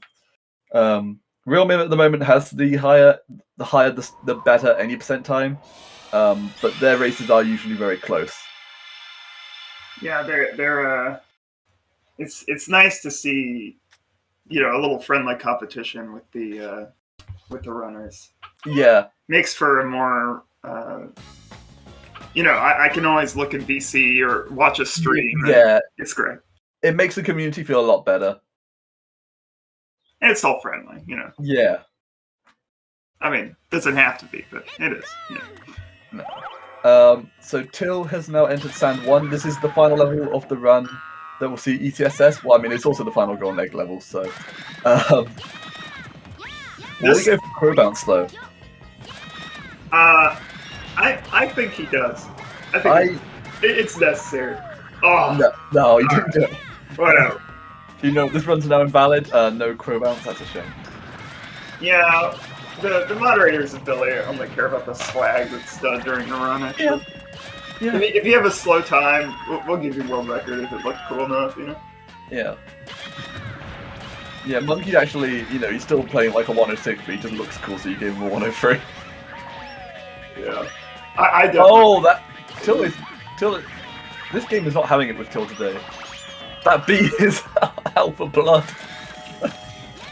Bees have some of the most interesting attack phase, I guess. Normally it takes X amount of time, and if they do that, they're done and they inflate and you kill them. But sometimes they'll just go for you. For 8 years, they'll chase you around the whole map. You know, Yeah, honestly, I played this game for 3 years. I still don't know why. No, I have no idea. I think it has something to do with like the. Oh, Mims go for Crowbounce. Mims go for Crowbounce. Never mind, he gave up. I should have talked about it. Yeah, there isn't a trick there actually. Yeah, no, we lied. The Crowbounce is a meme. Now, this Elder cutscene skip here is like one of the hardest. So it's very, or I guess not hardest, but like the window for it is very small, and you can easily mess it up. Yeah. So it's very good that that didn't happen. We'll see if it does for real now, but I don't think so. I think we'll be good. I'm hoping. He's grabbing the bee fruit so that he doesn't have to get the fruit on the stairs. Yeah. Also, very interesting optimization that I think was completely accidental. When he went for the dash jump there, he got hit off his egg by the cat to reduce landing lag. Yeah. I mean, maybe it was manipulation, I don't know, but... I want to believe it's manipulation. I want to say that Mim is very calculated right now. Yeah, it's the task level brain coming into effect. Meanwhile, Till is now in the level that is... I can't speak at the moment. My mind is in 5,000 different places.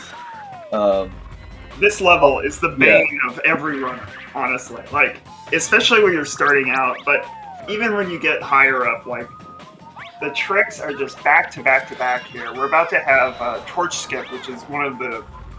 I think it's a myth, honestly. Like, it's so bad. I don't know.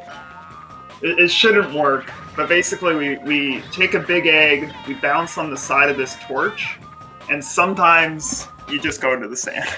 Yeah, like that. I mean, yeah, it's hard.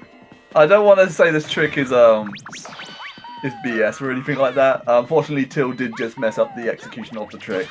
The thing about the torch is it does have a hitbox on there, so if you're not careful, you can get hit by the flame. But also, if you don't go far enough into the torch, you don't get a good enough launch across the quicksand. So you need to know exactly where in the torch you need to be. But because of all these factors like taking damage, not being far enough, it does. I think it does play on the minds of a lot of speedrunners when they perform it. Like, you can play it too safe or you can play it too dangerous if you don't think about it too much. Here comes Fammy Skip though. Exel, you have a lot of history with this skip. Yeah, our good friend Mr. Fammy found this. Oh, he went for the dash jump sign boost and he hits it. Not a perfect landing, but it was really good still nonetheless. So basically, there's this bee that's left over from Sand 1 over here. You're not really supposed to be in this area. But we come over here and have the bee hit us through the wall down into the chamber where the portal is. Tilton's nailed that. Mim unfortunately did take a death there, doing the egg boost over to the bee. So this is actually quite good for Till, as it does give a little bit of a window to catch up. I don't know how big Till's window now is actually to catch up, or I don't know how much mistakes Mim has to make for Till to be able to catch up at this point. But yeah, this is really good. Yeah, very good Fammy skips from both. Even or like once they were over there, very good. Yeah. Skips. Yeah, it's hard to say when Fammy Skip begins for a lot of runners. I would say Fammy Skip does begin once you are over at the statue. So usually I wouldn't say I failed Family Skip if I failed to get over to the Family Skip area. Yeah, for sure. Now Dark Corver is a strat that it's not, well, it is a strat, but it's a boss that requires a lot of management of fruit size. Oh. Exel, can you speak for me? I'm struggling to England again. Yeah, so basically, how we mentioned that the bosses have damage caps, and we know that larger eggs do more damage. Well, if we hit the boss with a combination of differently sized eggs throughout the fight, we can make it so that they take enough damage, like, without going over the cap, I guess. Like, it uses up more than it would if you just use a big egg all the time. Yeah, so it more or less overflows the the maximum amount of damage you can deal to a boss. And yeah, so in say phases where you might only be able to deal 4 damage, you can deal 5. And whilst that doesn't sound like a lot, if you do it a couple times during the fight, you can skip a couple phases, especially when, say, the final phases of the boss require you to hit him like once with a small sized egg. So it's really good to see these threats. I think Tiltoons has done it correctly, so he should die at the end of the Shadow Clones phase. If he messed it up, we'd be seeing another Sultan phase. This is quite deadly as he... Okay, yeah. If you're not fast enough on hitting the Shadow Clones, they will start attacking again. So it was a bit worrying when the egg is far away. There's a fun little thing where the real one has a shadow. And I didn't know that for about, I don't know, 2 or 3 years of running the game. Yeah. No, so that, I mean, you've got the runner here, Real Mim. There's also Fake Mim, but we know which one's the Real Mim if he does have a shadow. It's very helpful. Yeah, the shadow is definitely a big factor. Yeah, because when you get 2 people in chat called Mim, you're like, okay, which one's the real one? And then you just have to look at their feet, basically. That sounds really bad out of context. But moving on, I'm terrible at making jokes. Again here, and we've done it on every boss level. Basically, we quit out, don't talk to the Elder, and get right back into the action. It's a fun thing. Just saves. Real quick, Exlor, sorry to interrupt. Do you think we'll see board skip now? Board skip from Till? Yeah. I don't know if Till does board skip. Looks like we're solving a puzzle. Yeah, it looks like we're solving the puzzle. So we can skip this puzzle with a sign boost. We might see Mim do it in a moment. It does save a variable amount of time because this board is RNG. So it all depends. It saves as much time as it would take to clear this board, more or less. But as that can vary, it's hard to say how much time to save. It also skips a cutscene, so it definitely saves at least 2.5 seconds. And it looks like Real Mem on the same level. We'll see. Oh, he's going for PDR? The PDR. Oh, the PDR is precise though. He's going for the board now. It was just a one-off attempt there, trying to show. I'll be honest. I think I remember Mim saying that he doesn't actually know how to do the sign boost. So that's probably why he didn't back it up with the sign boost. Well, that makes 2 of us. Yeah. I would say the sign boost is actually kind of free. The problem with the trick more or less lies in the fact that if you roll into the archway that you land on incorrectly, you do die, and it's strange that you can't recover it. Yeah, it's like an issue with picking up the egg. To me. Yeah, so Till's playing this safe. I don't blame him. Now, you'll notice, you may have seen, Till only used 3 Reki attacks and hit 4 little batteries. Basically, we shoot 1 through the wall here. Real Mip's about to do it. Which will hit 1 and on its way, and then 1 at the end on the other side of the tower. It's just a fun little trick. It's a kind of the lineup isn't super precise, but it's you can't have Reki go into bounds like out of the tower, or he'll stop there. So it's just a little tricky. All right, we saved on Tiltoon's side, just making sure we don't. Yeah, he's about to go into Circus 4, which is, the biggest run killer of all time, obviously. That's why he saved. Yeah, I think if I die in Circus 4, that'll be the first time ever.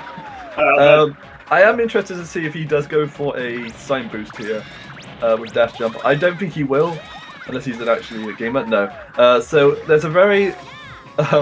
you can dash jump onto that sign just before the gap and get a boost over to the hoops. But it is quite difficult, especially when the visual cue to hit it is basically one of these tiny little spots on the grass, and it does easily... it is easy to miss when you're not paying full attention to it.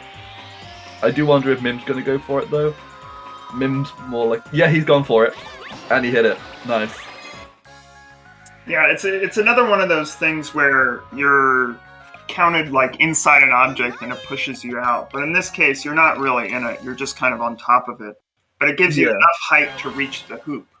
without having to bounce and roll over into it. For sure, yeah.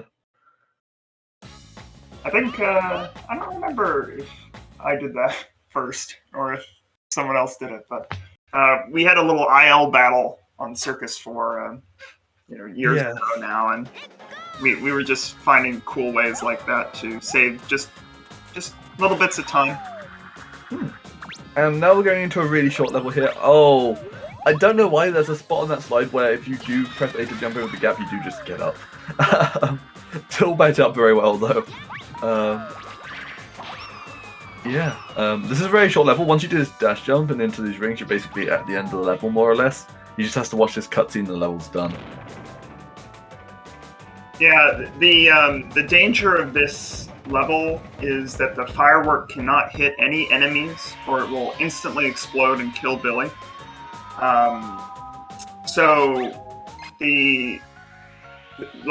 There's cats spawning, there's little tadpole things spawning, and you just have to run past them and avoid them at all costs. Yeah. I also do want to just re-emphasize, for the sake of the stream, it does say Tiltoons is ahead of Real Mim when it's actually not the case. Unfortunately, Real Mim has done a couple more levels over Till, as I think Real Mim's about to enter Sand again for the final time. No, he's got to do Dino 8. Yeah, he has to do Dino 8, and Till has to do all of Blizzard and Dino 3, 8 still. 4, 6, and Dino 8. Yeah. They're all fast levels, but yeah. We get to see Making the Snowman again. Yeah, and here we are. Route divergences are very funny, I do agree there. This does get a bit confusing, especially when we watch a lot of these races, as... Yeah, really honestly, the route divergences don't lose a lot of time for everyone to go for the same route. People will go what they're comfortable doing. But Dino 8, on the other hand, this is a really, really cool level. We're going to see a unique trick here known as a corner clip. And now there's a very cool video on corner clips, but I don't know if I should be recommending it. Basically, if you jump into that corner... Chiron? Is it the one by Chiron? Yeah, that one. Oh, I like that one, yeah. Well, yeah. Basically, if you jump into a corner and then tap right with Bantam, you can get up onto the box and clip halfway through the wall. From there, you can jump across a gap into the cave, which takes you directly to the end of the level. Getting into that cave was something that was theorized for a very long time. And yeah, with the discovery of corner clips, it just made that possible. Unfortunately, corner clips are only really useful in a couple spots in the entire game. But luckily, it's used in like the one place it's needed. So the one component that makes corner clips happen, I suppose, is like Bantam's girth. Yeah. If you're not on a Bantam level, you can't really pull it off as well. You had to use the word girth, didn't you? Well, that's what it is, yeah. His size. He's an absolute unit. Flips through walls like it's nothing. Yeah, we should emphasize that Billy and the other characters can also do corner clips, but they have to do it in a slightly slower mean, where they basically have to get on top of the object and slowly walk off, and it is quite difficult to actually do that slow walk, especially when you're trying to go fast. Now, the method that Bantam can do is a lot more fast, a lot more consistent. Mim's on the Bibu race right now. It's basically an auto-scroller, but it's a very good sort of calm before the storm, as Sand 3 will be coming up for Mim next, and Sand 3 is arguably the hardest level in the game. There still are some elements to the level. Oh, he's swagging with the EDR.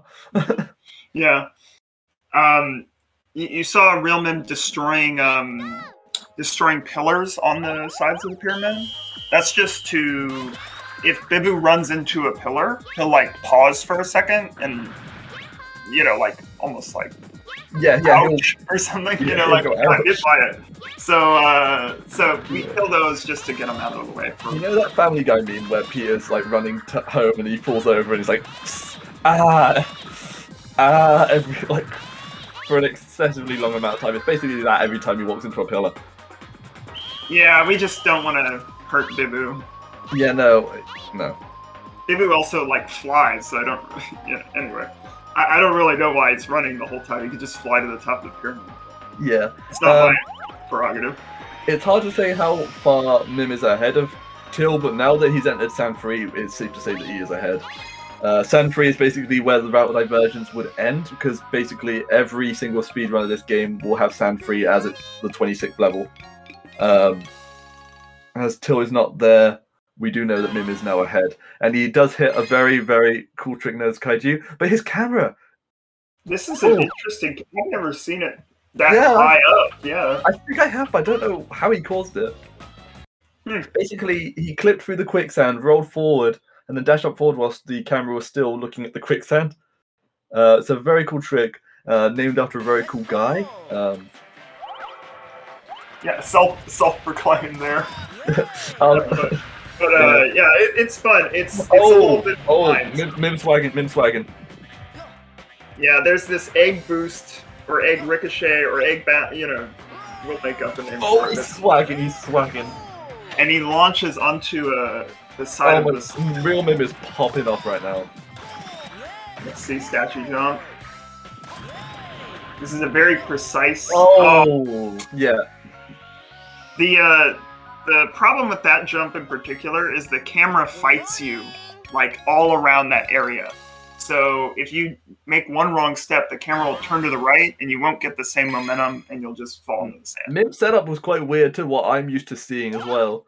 I will say Mim hit the two hardest components of statue jump there, and went for an optimal strat where he's egg boosted up into the slide, which is definitely not required and doesn't save as much time as you would think. But he messed up the dash jump at the end, which is really unfortunate to see. Now, statue jump is probably one of the reasons why Sand 3 is considered so difficult, along with that with Kaiju sometimes. So let's hope he gets it the second try. If not, it does give Till a good opportunity to catch up, because he's only one level behind now. He's really taking this safe. Yeah, he hit it on the second try. Really slow setup. You got it. This is the hardest trick in the game coming up from Real Mim. Oh, absolutely. Basically, he's going to walk at a door, and he's going to go through it. That's the game. I don't know. GG Real Mim. I'm going to predict his pace right now, and I'm going to say that he is on a 106 pace. Yeah, like maybe like a 106.50 or 107, right around there. Actually, yeah, looking at it now, yeah, 107. I remember if I wanted a... Yeah, definitely 107 pace, because I think when I was going for 104, I wanted to be about 58.30 if I wanted a chance at 104. Yeah, I always estimate 6 minutes 30 seconds for Giant Palace. Yeah.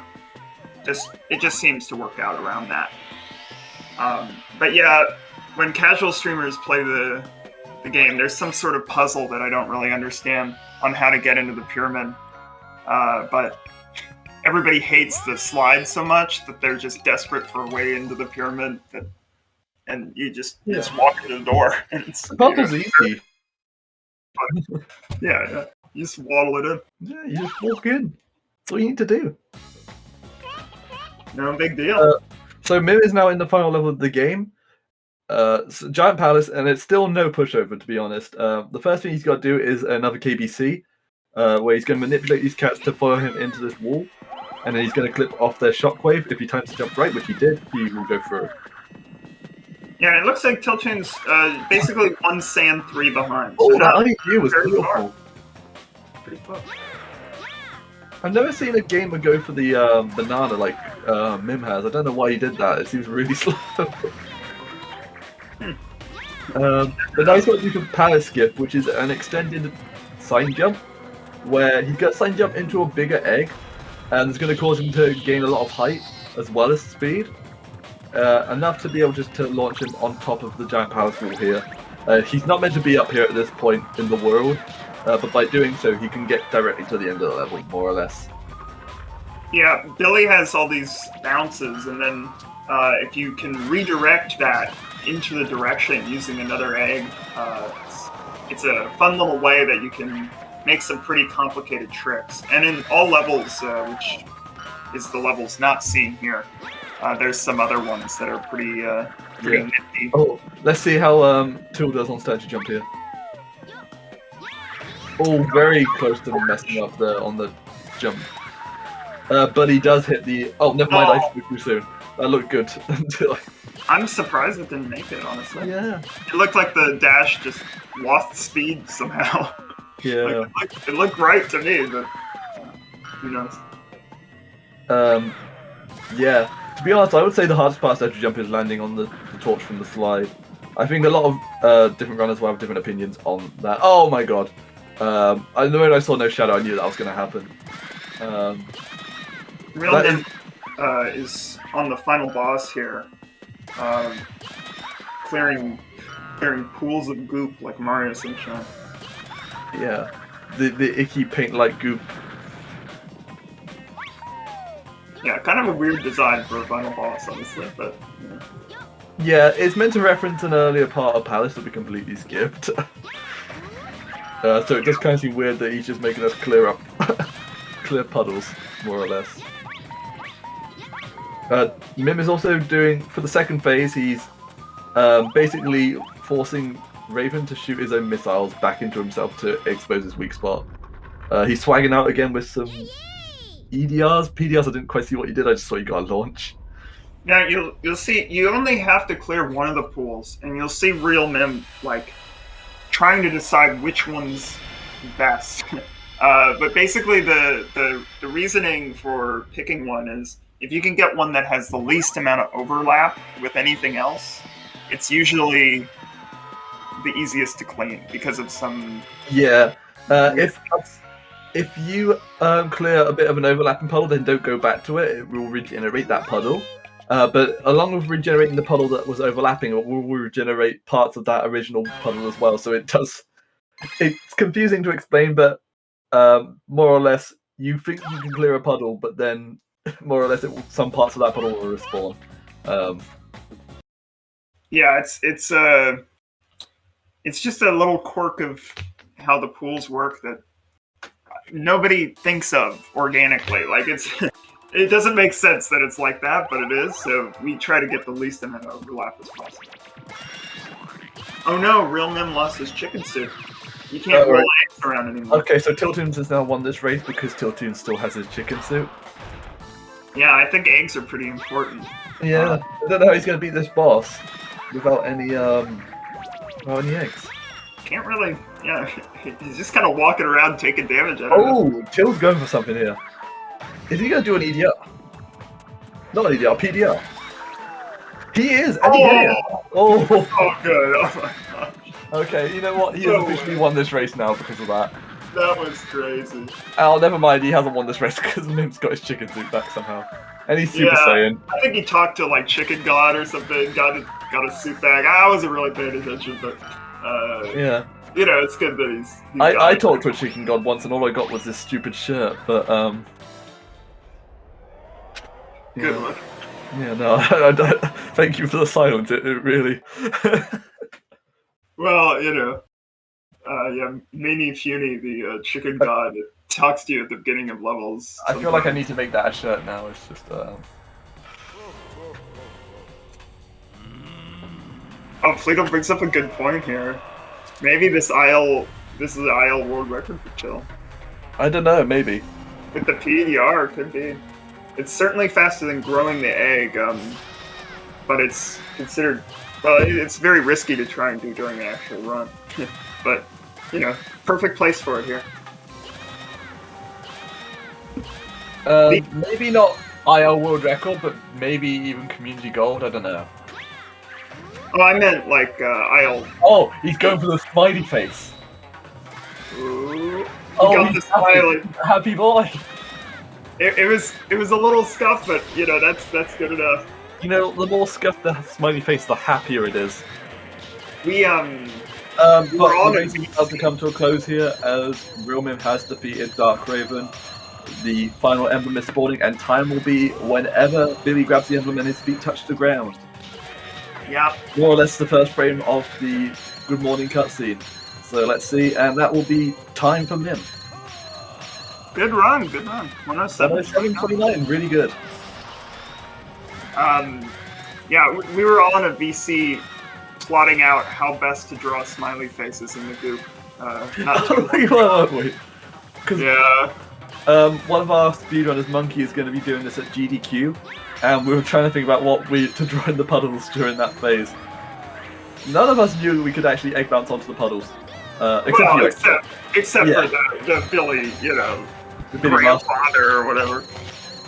Yeah. No, yeah, we combined all our brain power to learn how to draw those smiles. Yeah, because we were worried about how we're going to do it in time and everything. So yeah, this like race is, I would say, it's estimated around like 2 minutes 30 seconds apart or so. Yeah, maybe a little more, which is I pretty think- close for. I think it's hour. about 3.5 minutes. It does take about 2.5 minutes to do Raven 2, so. Right, yeah. So I do predict that Till's around a 110 flat pace right now. And I will say I saw a very respectable run. He may have not won, but he won in our hearts that PDR at the end. Yeah, the more swag possible, the better. Oh, lost the chicken suit again. I mean, Oh, what is up with these guys that losing the chicken suit? back in my day, we just kept a hold of it, a little better than what's going on here. Is that why you've got a 120? Yeah, that's one of the reasons. Technically 104 pace, but for 16 minutes you just stayed alive. I was going for, damageless, but I can't lose my suit either. And I just got kind of soft locked there and had to... We never talked about this boss, but basically he's taking damage every time he hits his Shadow Ball because it extends the window in which you can hit the B button to catch the Shadow Balls here. Yeah, by default, I believe catching the Shadow Balls is what? It's a 3-frame? I think it's that's what I was told a long time ago. I actually don't know how valid that claim is. But if you're standing still, it definitely is. If you're running towards them, like trying to catch it, I think it's shorter.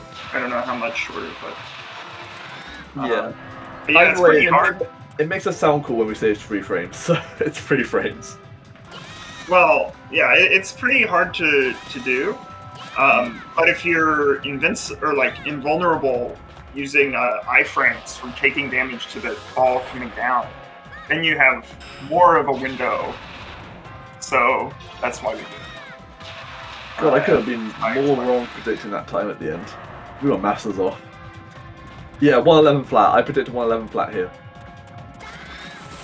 I think it takes about 17 seconds to watch the final cutscene. But I can't remember because I thought it was 11. We'll see. It's It's only a couple tournament matches. We'll figure it out by the end of it. If it's 17 seconds, you will finish on 111 flat. This is intense. I want to land on the 111 flat. Unfortunately, the Ion Bop is dead though, so you shouldn't climb the emblem.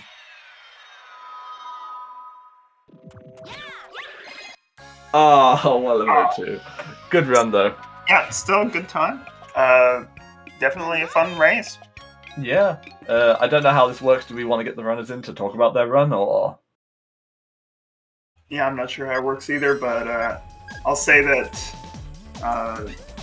our tournament coming up will have many more of these races with You can look varying, forward to. Oh, yeah, I was gonna say varying levels of skill. I know I'm at least in it, so it's gonna be a little bit yeah. rough. I mean, you can also look forward to me versus your everyday giant clam. That's going to be a very interesting race. We're both very memey runners. But Till and Mim have now joined the call, so let's hear from them. So Danny says that was an IL PB for Palace, but I'm actually not sure about that. Because I think my PB is 242, but I think it's like... That might be a community gold on the Palace. 0.2 better? I don't know. Is it? I don't know. I don't know. I've definitely got that before in the run. It's just that I lost my splits at some point. So, how do you guys find the run? It was great. It was a run. Yeah. It was certainly a run. You heard it here first. It was a run. Yeah. I think, like, at some point before the race, I said that I would either get a 1.7 or a 1.12. Like, I couldn't get anything in between. Like, those are the 2 times I can get. So considering it wasn't that, I'm happy. Yeah. Yeah. I mean, a 112 is pretty good. Yeah. I mean, this turn was okay at the start, and then I didn't get the 4-6 clip, and I was like, well, I mean, I guess I'm behind. I mean, now, I did Mim, to be honest. Yeah, like, I was kind of expecting Mim to choke that. Oh, don't say that. Oh, I mean, The rivalry. I'm just stating the facts, you know. But then, yeah, I died in Dino 2, and then it just kind of went downhill from there, but, you know, it was a run. yeah. When I have my tournament match, like against one of you, I'll know that you're expecting me to miss. I mean, Mim's pace was extremely strong. No, I know you can get the clip every time. Yeah. No, actually, what you'd be expecting is me to die to Topo, probably. Oh, I had a meltdown on Topo even, like. That was fun. He's scary. Scary boss. Is. Like, I forgot about Kai Spot, and then I went for it too late, and then I was too focused on finding it that I didn't even look at Topo, and then I got hit. And then my egg got stuck inside of him, and then I had to find a new one. Do you guys want to... Sorry, I don't want to interrupt, but do you guys want to... Oh, Till especially, do you want to talk about the tournament coming up next week? Yeah, sure. So we're going to start on Saturday. We're going to have 12 players, and the way the format is going to go is we're going to have 3 pools, and the first 2 pools are going to have the top 8 players, which are like regularly seeded, and those are going to make it out to the winner's bracket, and then we're going to have an extra pool for the bottom 4 seeds, because, you know, we figured it wouldn't really make much sense to to have new players play against, you know, established players, because that wouldn't be fun for either side. So we're doing like a beginner pool, and the players in that pool are going to make it out to losers. So like everybody in the tournament is going to get some competitive races. We are trying to get all of the pools matches done on the weekend. So on the calendar it says the tournament is going to take 2 weeks, because we kind of expect the scheduling to be a little bit rough because of different time zones and so on, but we might be done after just 1 week, but who knows. So probably there's going to be a ton of Billy next weekend. There's going to be like 6 matches every day on like Saturday and Sunday, and then after that it's going to slow down a little, and we're going to do like 2-3 matches a day or something. Yeah, I'm looking forward to it. And I'm yeah, sure... it's going to be a ton of fun. Yeah. Like, I think it's great that we have every skill level represented. Like, we have the very best player in the world, Monkey. We have a completely new player who hasn't even played the game yet. It's gonna be great. Yeah, fun little thing. By the way, you know, if you're practicing for the tournament, please stream it. So I'll join your chat. Oh yeah. Say Billy in it.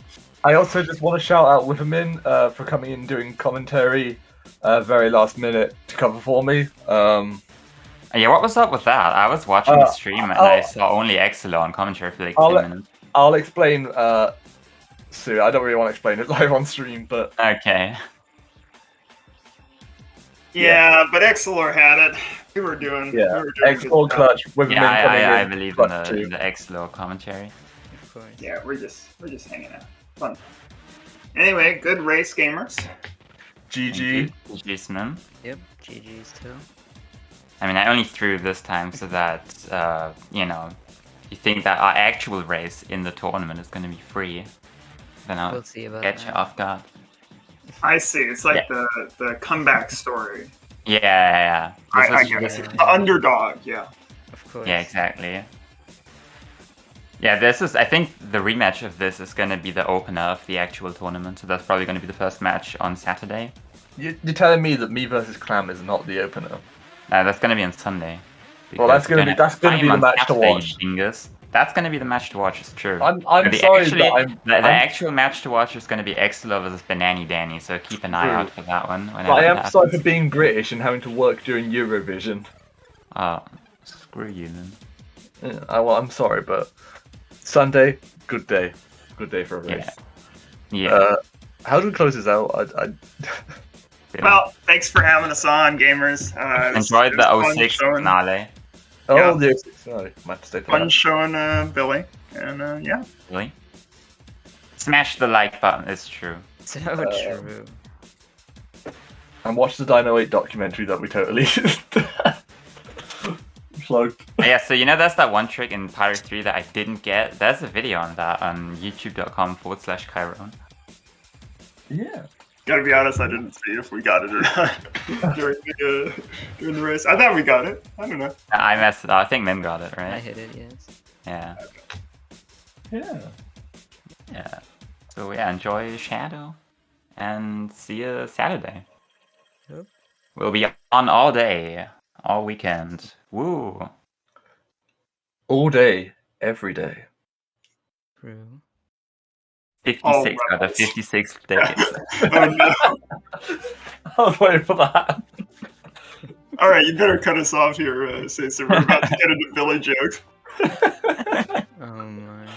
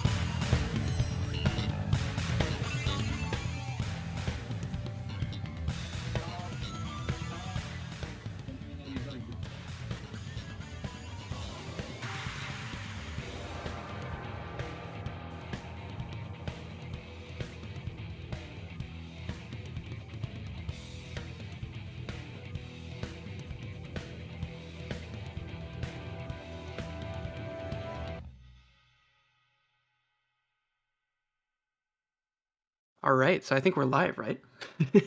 We might be. Have Holy been sitting shit. in silence for like 5 minutes. Yeah, I mean, I don't know. I just kind of was expecting someone to say something here. Same. You It'd got be kind the of two, funny. Yeah, you got the two out of touch Shadowrunners not really knowing what to do. But And we've got grands for this, so this is going to be magical. oh yeah, I'm so excited. Yeah. Oh boy.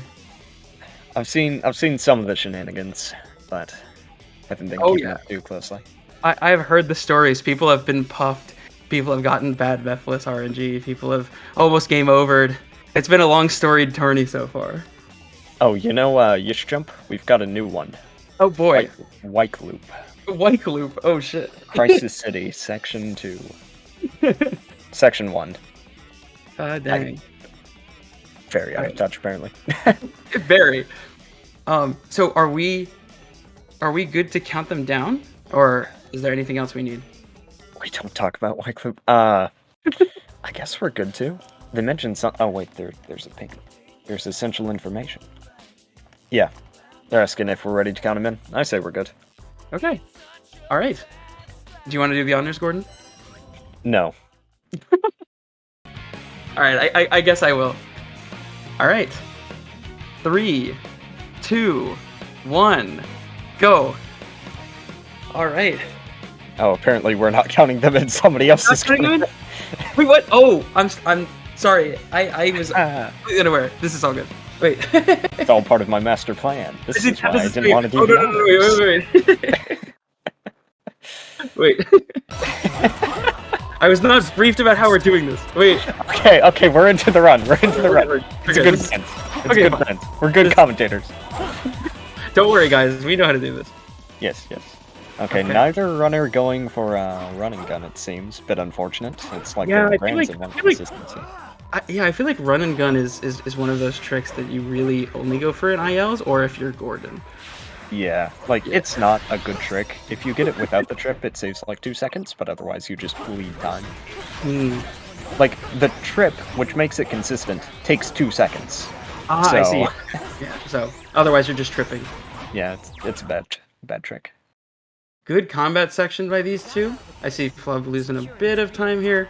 The key with Shadow's combat, as everyone knows, is you can attack an enemy and then that goes through to the larger enemy. So you want to hit the smaller enemies into the bigger enemies. Flub going for Rouge Clip here. Perfect. Got it immediately. Alright, they were about a second apart heading into this section, but let's see if Rouge Clip widens that discrepancy a little bit more. Okay, looks like it's about a 4 or 5 second difference. Yeah, that's really beautiful. Good searchlight so far. Oh no, Flub missed the first light. Oh boy. Yeah, that can be a very hard one to back up. Oh, he's in a bad spot too. Flub is right in front of all the enemies. They're shooting the car, so he's losing health. If the car breaks, he has to restart the section. I think he got the checkpoint, right? He probably skipped it because result skip. Got it. All right. Okay, so he is barely holding on. Okay. I think he got them all. Okay, good. He got them all. There's always that awkward moment in a Shadowrun where if you had trouble with a light, it's like, wait, did I get them? Yeah, totally. And then there's those rare moments where you hit one that you're not expecting to hit, and then you've got them all early, and you're like, what? Yeah. Oh, bad Serb RNG for Maddie there. Oh no, the worst pattern, the immediate running. Ugh. Conversely, Flub's got a pretty good first hit. Oh, Serb is just going. Do we get the double back? Yep. Oh. Cerberus can turn around and lunge at you up to 3 times in a row. Let's see. Okay. Bad first hit, but not unsalvageable. Oh, Flub missing his as well. Oh no. Okay, all right. Well, I mean, this is Shadow NCW for you. I mean, it doesn't matter what happens until after serve. Once serve is done, then the race is starting. Exactly. I wouldn't have it any other way. You know. It is pretty crazy. Flub's still getting a 137 despite all the fiascos with Searchlights. It just goes to show you how much Rouge Clip saves. Yeah. Insanely fast. It's such a big time save. Okay, while serve is happening, I'll be right back. I'm not sure if my cat's showing up on audio. They're both doing a good job of not having serve jump up to the side. Reminder, if you miss one of the hits here, It's a huge time loss. Okay, sorry about that. Ooh. Maddie missing the 4th hit. Oh, Serve jumped up. Okay. Might go for the despawn, imagine. Oh. I don't know if any runner has gone for it, but they are on emulator, so it is valid. I mean... Ah, you coward! Look at you going for safety and speed. You gotta go for the swag strat in the tournament, grand finals. Exactly. For sure. Did he actually? He went for it during the LTA seating? Oh, let's go. I'm so glad. Okay, Maddie gets the pass. What's Flub's excuse? No excuses. Oh, Rev actually did it? That's awesome. Legend. Alright, Flub's got a pretty solid lead coming out of Serve. Maddie getting into a little bit of trouble on that 4th hit. Let's see if Kingdom Valley can make up the gap. It's a tough stage, a lot of execution. I feel like... Yeah, go ahead, sorry. Sorry. Yeah, the first, like, 4 or 5 stages in Shadow's Run, just... It can swing in anyone's favor. Oh, for Heck, sure. we've even seen some big stuff with Iblis despawn. Yeah, I feel like with Kingdom Valley, it's one of those stages that really tests, like, how well you can do the basic Shadow movement techniques. Like, basic homing attacking, not locking onto enemies, M-speed, things like that. And I think that runners with a lot more experience tend to make up time in Kingdom Valley in a lot of the small things rather than the big tricks, which is, you know, typically in Shadow you have these really big tricks that can save or lose you increments of 10 to 20 seconds. But with Kingdom Valley, it's really just a matter of like how clean your movement is, how well you can hit those important clips. Exactly. Like, I've said it before, but Kingdom Valley is a stage that you should not remember in a Shadow story run. Like, once you're through it, if you remember it, something probably went horribly wrong, or you went for moon jump. Which is to say something went horribly wrong if you're going. Yeah, exactly. And note this M speed off the start with the Trail of Rings. This is another one of the things that we're saying, like, you know, keeping that momentum off of the Trail of Rings and spin kicking to preserve that. A really nice technique there. Yeah, little less impactful on emulator because we time out pauses, but still, very nice time save if you can get it. Checkpoint's probably a good idea. Maddie going for it as you say that. Yeah, the last thing you want to see is the towers just coming down to haunt you. Yeah. Is there still no consistent way to avoid that? I mean, it's Kingdom Valley, so you should consistently avoid it, but... Right, yeah, of course. You know, tournaments, right. Taking it nice and safe. Very smart for the race. Nice. Alright, I think it's been kind of 50-50 on whether runners go for Fancy Clip, I think. So I wonder what we'll see here. Let's see. The only trick I found in Shadow in the last 6 years. The last decade, let's go. I found something. Oh, Flub, beautiful Fancy Clip. First try, immediately. Very nice. And I like taking the rope. A little slower, but a little safer. Oh, Maddie struggling there. Oh no, Maddie! Box strats? Tragic. He missed the homing attack onto the enemy. Oh man. Flub continues to pull ahead from loser side. Beautiful jump on the box. Very fast movement. Okay, fancy clip from Maddie as well. Let's see how it goes. Oh, going for the pause, but okay, I guess that works. Ooh. Yep, Kingdom Valley. Yep. Both runners playing it safe on the rope. Flub closing in on the end here. Not trolled by the stairs. Love to see it. Flub is not about to go for any particularly risky stair movement here. They are asking you to watch on Discord for no delay. Got it.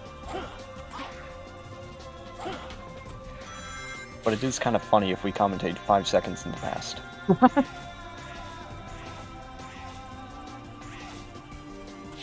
Kingdom Valley's so cool, man. It really is. It's just an amazingly fun stage.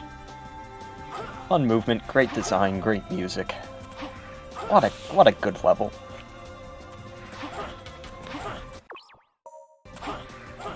I hope our next Acer event is a Kingdom Valley Centurion. Kingdom Valley Centurion? Yeah, we run it 100 times. Oh my god. In a row.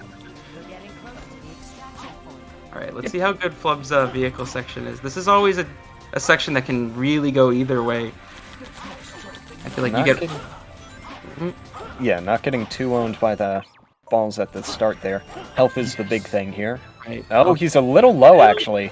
Health looking a little low. This could be a dead buggy. Oh no. He might make the jump. Once he makes the jump, he's in the clear. Okay. Good. Wow, good. look at how low his health is. Jeez. Man. Great job by Flub there, keeping barely enough health to make it.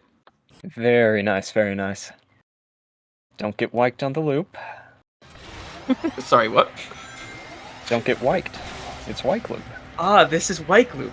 Yes. What happened? I don't know how to put it into words. Oh boy. Just every time White got to that loop, oh no, his homing attack refused to take him into the dash panels. I saw it send him backwards twice, like away from them. He missed it a ton. He couldn't like double back into them. Wait, Maddie, the car broke and he went back to get the new car. This is a disaster. Maybe. So, I think going back might be smart there. Oh, going back is really smart call, for sure. But the fact that the buggy broke so early that he had to go all the way back is really rough. Yeah. But respect for the game knowledge, knowing that going back is going to be better because you'll still get the fling. Otherwise, you'd have to walk the whole way. Yeah, with such a downhill section like this, it's rough if you don't have something to ground you. I wonder if Maddie will go for rock launches. Those could definitely even things up here. For sure, for sure. I guess the question is if Flub is not going for them. Well, he didn't go for lamb sauce. That's the easier one on MU, so I doubt we'll see it. I wonder if Maddie is paying enough attention to know that Flub didn't go for it. I mean, I might go for it anyway, just because I know how bad the run is. Yeah. You've messed up enough stuff, you Right. kind of assume your opponent probably didn't. We'll see.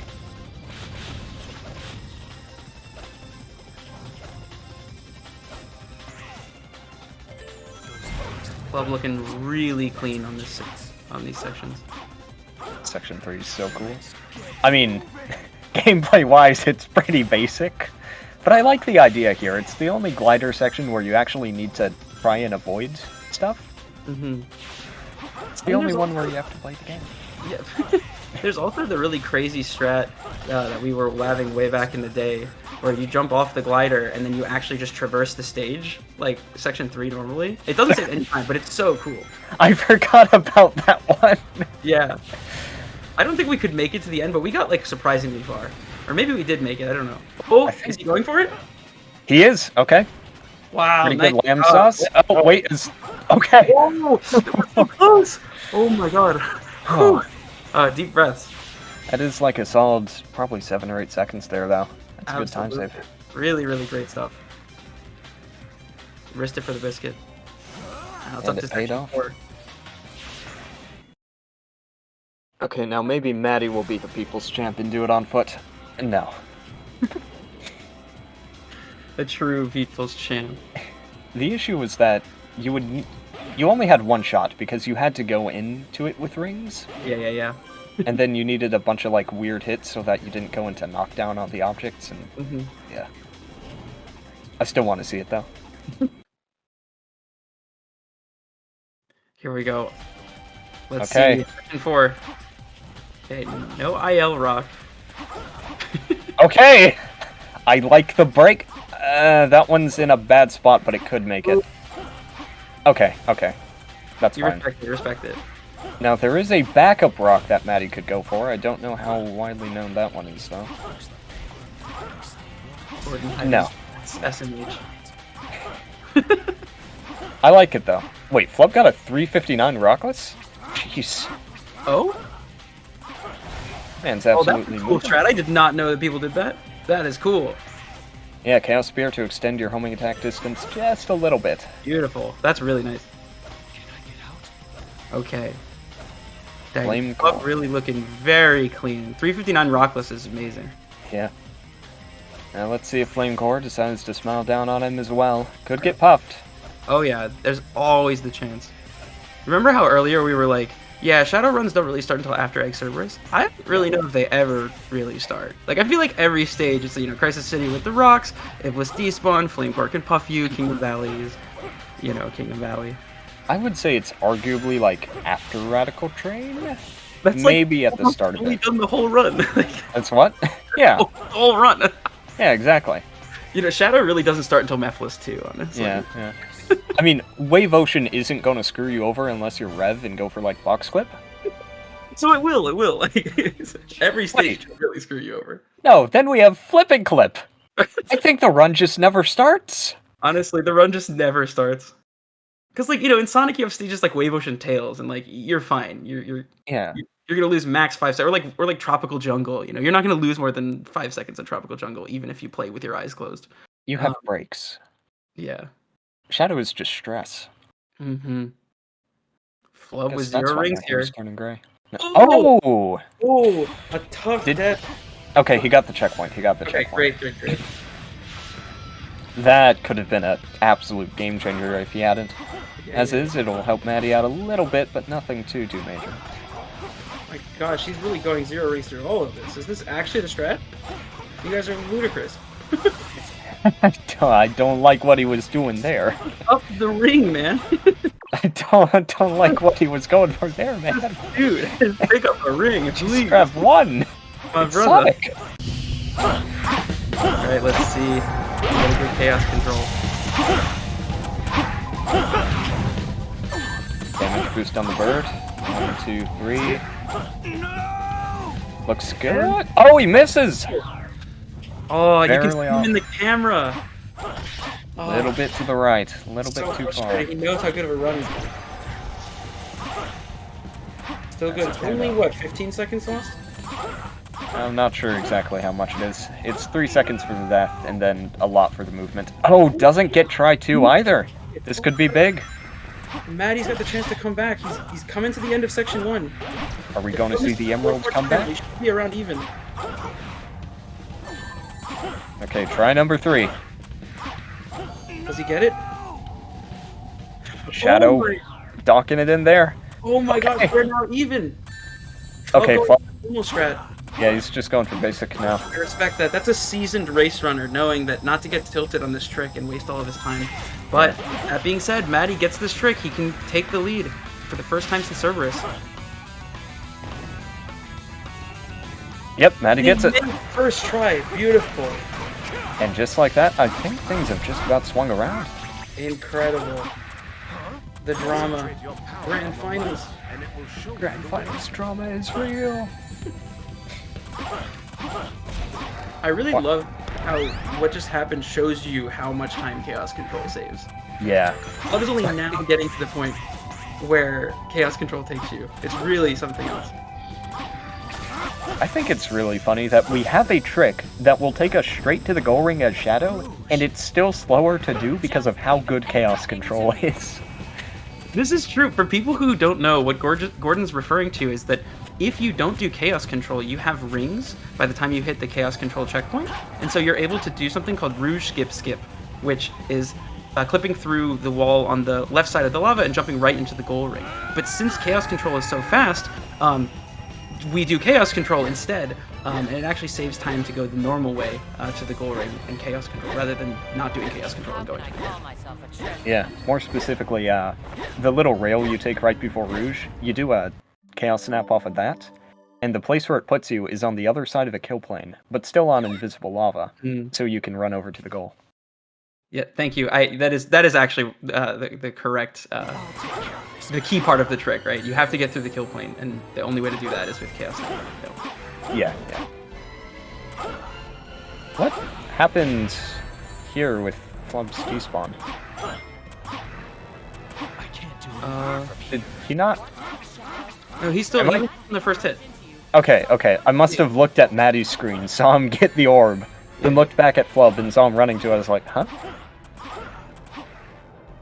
Okay. Let's see. Maddie out of bounds. 21.5.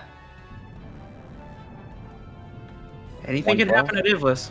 Yeah. 112.6, I think. I have never timed this correctly in this race.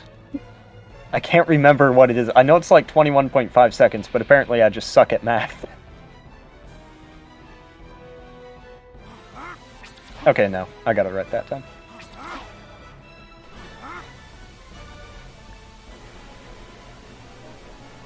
Okay, there's our good friend Iblis. And there he goes. Beautiful. Nice job. There we go. Let's see if Flub follows suit. Commanding lead here. Perfect. Yo, 127?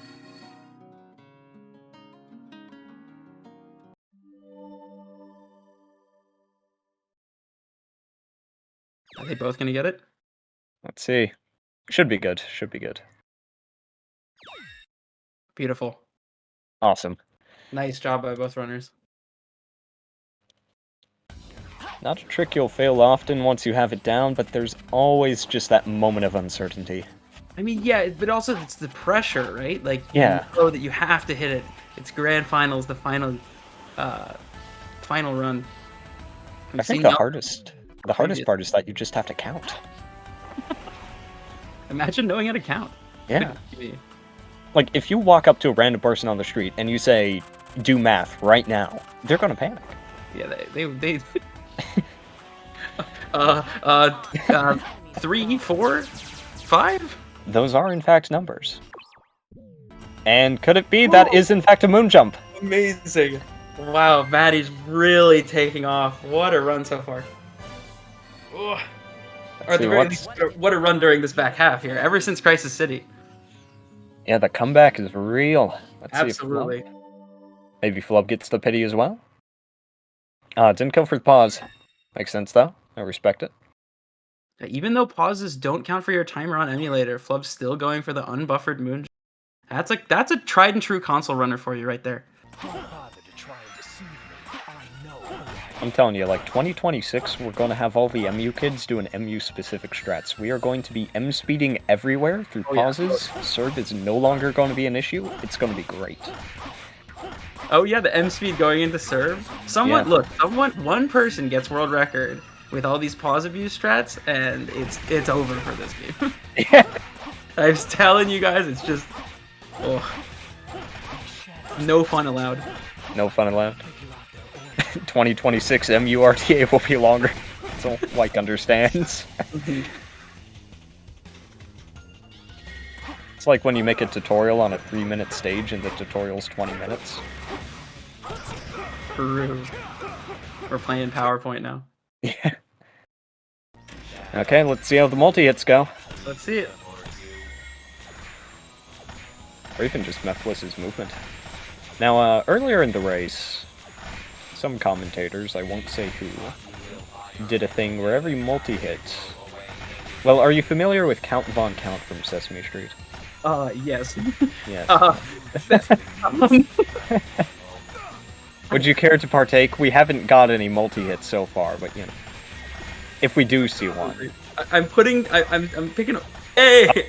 One! Ah.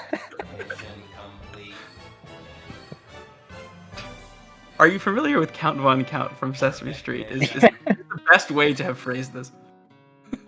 May I interest you in a man of many talents, or at least one that he has honed to perfection. Jack of no trades, master of one. Master of one. He would actually be cracked on that Shadow story. There's so much counting that goes on here. Honestly, he'd be so good at Iblis despawn. Yeah. And glider sections? I mean, it's just counting to 3. Alright, let's see this. Lance attained. Ooh, not getting the pause clip. Okay, there we go. That movement's so weird still. It really is. Just go through the building, hope you don't attack Omega. Maybe you save some time. Ooh. This clip has always been one of the most annoying clips to be on good pace and get. It's just, I don't know what's up with the radical trade clip, but I can't get it on good pace. It's actually ridiculous. Same, I hate it so much. I just got like flashbacks when Maddie was going for it. Yeah, for real. Okay, both runners getting Lance. I'd like to see that. Nice, Flub getting the clip first try, but missing the M speed. Little Flub there. Oh, hey, I get it. Like the runner games. Yeah. That was on purpose. Yeah, comedy. Conveyor skip? For the, Oh. not going for the leading the enemy over and homing attacking across. I think I might be the only one left who still does that. Only I'm one not left. sure. I don't see it often. Salute emoji. My movement isn't even faster than like Nick, who doesn't do it. You know, DSS found that trick to take the IL record from me specifically. It's a classic. It's a classic DSS move. I love hearing the stories of like the 06 record wars. Oh my god. All of the tricks in this game were found specifically to take records from people. Alright, let's see if Maddie gets this this train. I've seen this this haunt runners in the past. Indeed. Bullet singling. Oh, good, good. Really nice. I like that version of the quick kill where you don't just let Jesus take the wheel. Ooh, Flub is going for it. Oh! Oh! Ouch! Not close enough. Dang. Really tragic here from Flub. He knew he had to go for it because of what happened in Flame Core. However, he does get the hearts of the people for it. It's true, absolutely. You get some hearts in the chat for Flub. Speaking of hearts, looks like we're taking silvers. And there he goes. Speaking of DSS finding tricks to take IL records from people, what the heck, man? I'm still kind of sad about that one. I forget what I did, but I had a good time in this level. I had a good record. And then DSS was like, good time. I am doing every frame perfect kick. Can you I just can't. He came out of nowhere to do that too. Literally came back from a 1.5 year long retirement to do that one stage and leave. Well, looking particularly flustered here. Yeah, a little bit of tilt. Radical Run Killer living up to its name. Can he make it past the train? Okay, good. Ooh. Okay, that's scary. That's There's scary. still plenty of opportunity to miss. We all know flip and clip will eat your soul. Oh! Oh, this could be bad. Can he write that? Flip needs to... Oh! No, don't go back! The bike's not there! Wait, no, it is. Sorry. I'm dumb.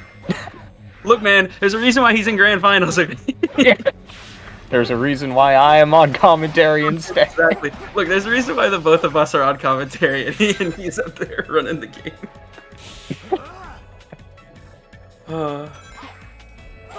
Dang. FP of 6 brain there. Really. I mean, Maddie looking absolutely dominant, but you never know. Dusty Desert, traditionally very hard stage. Wave Ocean probably won't kill you, but like... Yeah. Dusty though. And Losers Quarters, Lab just got owned by Flip and Clip. 3 fake ones in a row. Ooh. Followed by bad bird RNG with killing the thing. So something like that, definitely not out of the realm of possibility. Absolutely. So Flub just needs to keep it cool and collected. He still definitely has a chance.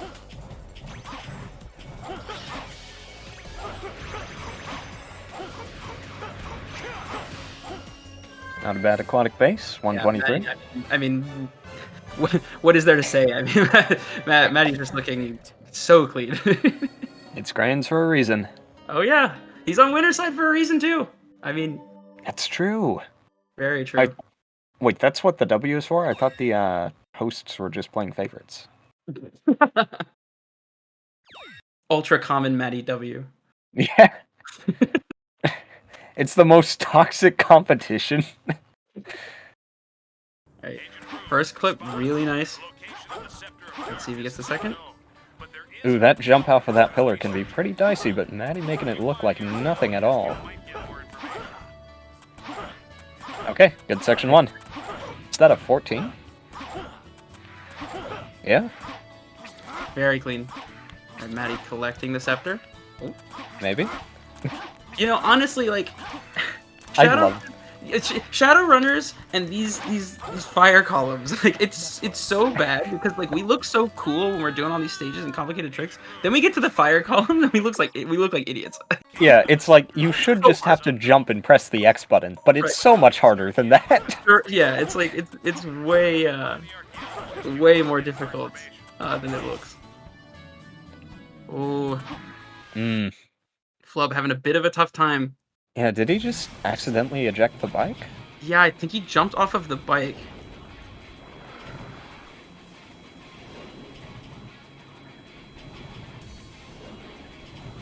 See, he's got to realize there's still flip and clip left, so it's never over until it's really over. Indeed, indeed. And of course, the second section of Dusty Desert is also really difficult. Very easy to die. Yeah, if you get caught up in the sand wave, well, oh yeah. Or maybe not very easy to die, but at the very least, very easy to lose time on. And that's basically the same thing, you know? Losing time is equivalent to dying. Yep. Spoken like a true speedrunner, honestly. Oh no, I lost 3 seconds off of this 40-minute run. How will I ever go on in life? Honestly, if Maddie's a real one, he goes for box clip here. Or moonjump? Oh, moonjump? Back at the 2016 strats? Moonjump into the backup box clip? Oh, getting the hover. Moonjump into backup box clip. Yeah. The ultimate swag strat. That's kind of like, you know, if you go for box clip here and lose, that's kind of like in Smash if you go for taunt and then like get bodied. Yeah. But like, it's worth it, I think. Well, we'll see. It is pretty cool. I mean, going straight out of bounds instead of just flying around. Oh, yeah. Oh? Is he going for it? No, it doesn't look like it. Ah, I mean, coward! You gotta it, right? Yeah. You're far enough ahead. But yeah, really, really great job here by Maddie. Honestly, since Cerberus, this run has been impeccable. Yeah. Okay, Flub getting good light so far. Missing that one a little bit. What? Okay, there it goes. See what I'm talking about? It's crazy. Just the detection on it and everything. It's not good. The world's best runners versus the torch. Like, who would win? One torch. I still gotta look into that more. I finally got debugging tools for 06. Oh really? Oh my goodness. Yeah. So I can actually check like what stuff is being set to, and it's amazing. I need to check what's going on with those. Ooh, did somebody build that? Did you build that? No, somebody built it. That's sick. So that'll be insanely helpful. Yeah. It's helped a ton with modding already, and I've been able to confirm so many things. It's beautiful. Another time, though. I'll populate glitch hunting someday. You know, every so often, you know, you go to the 06 Discord, and you see, like, there's new messages in glitch hunting, you know, it turns white, and then you look, and it's like 100 new messages, and it's just Gordon and Joe just, like, writing feces in the glitch hunting chat. I'm like, alright. Looks like I know where the next 10 minutes of my time are going. Yeah. The stuff that's led to is insane. Like, we've got the 0% credits worked out. Yeah, 0% is unbelievable. I mean, Maddie here, winner side, the very first person to ever complete Sonic 06 any story with 0%. Not even playing a single mission, or at least not even completing one. Doing MSG from the moment the game starts. Actually insane. Alright, head to the desert. Let's see it. I mean, this really is the moment, honestly. Like, if Maddie hits this first try, it's pretty much over. Mm-hmm. He must know that the pressure's on here. I mean, it's always on for flip and clip, but I can only imagine at this moment. Okay, Flub stream just momentarily froze. Wasn't sure what happened there. Okay, here we go. He's up. Looking nice. It's a good tilt.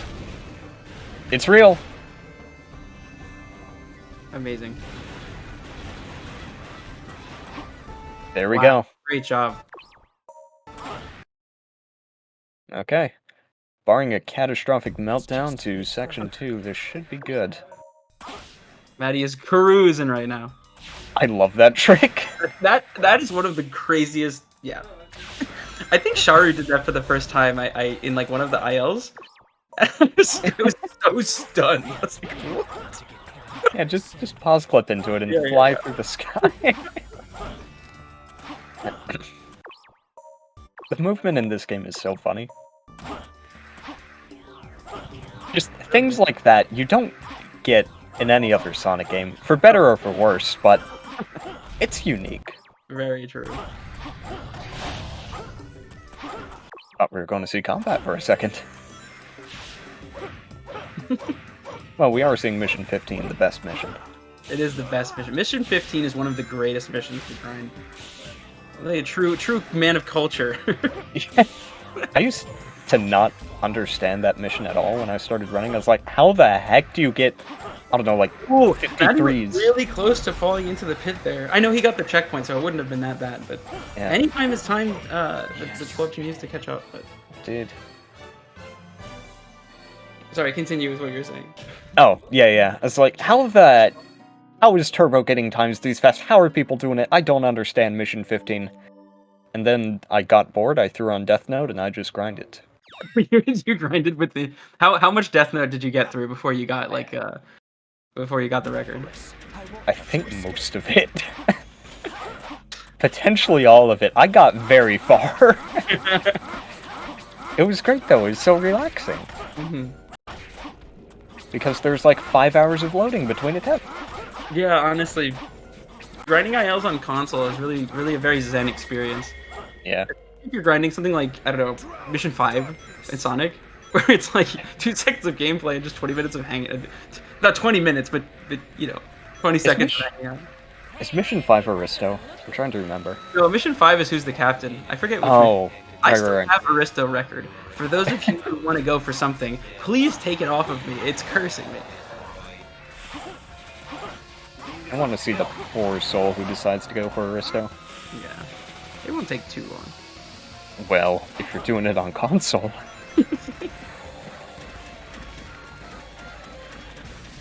Let's see if Flub gets flipping clip. Alright, let's see. And Maddie might get Goon Skip. Let's see. A little bit of a sketchy flip, but... Oh, it's real! Nice. Okay, good. Okay, whew. For a second there. Yeah. Did Maddie get Goon Skip? I'm not sure, but he did go into level 2 Chaos Boost, which I don't understand.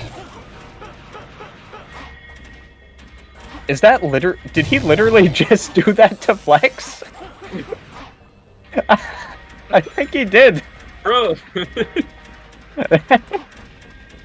For those who, well, it's Grands, I'm sure you all know, but the higher your Chaos Boost level, the faster the meter drains. Okay, 32-24, let's go. Great job by Maddie. GG. And with that, I believe Maddie is winner side, yes. So Maddie is the champion. Dude, achievement unlocked. Oh my goodness. The gamer score. Win the tournament. Yeah.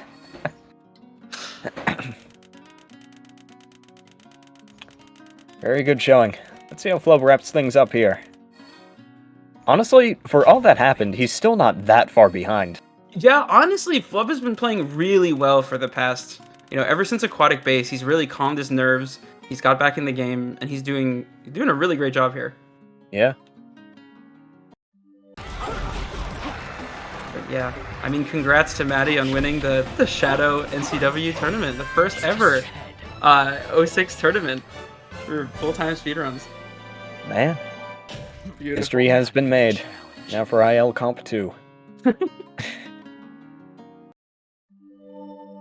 Alright. Now note, I mean, the time actually on the timer is not that far off. Yeah.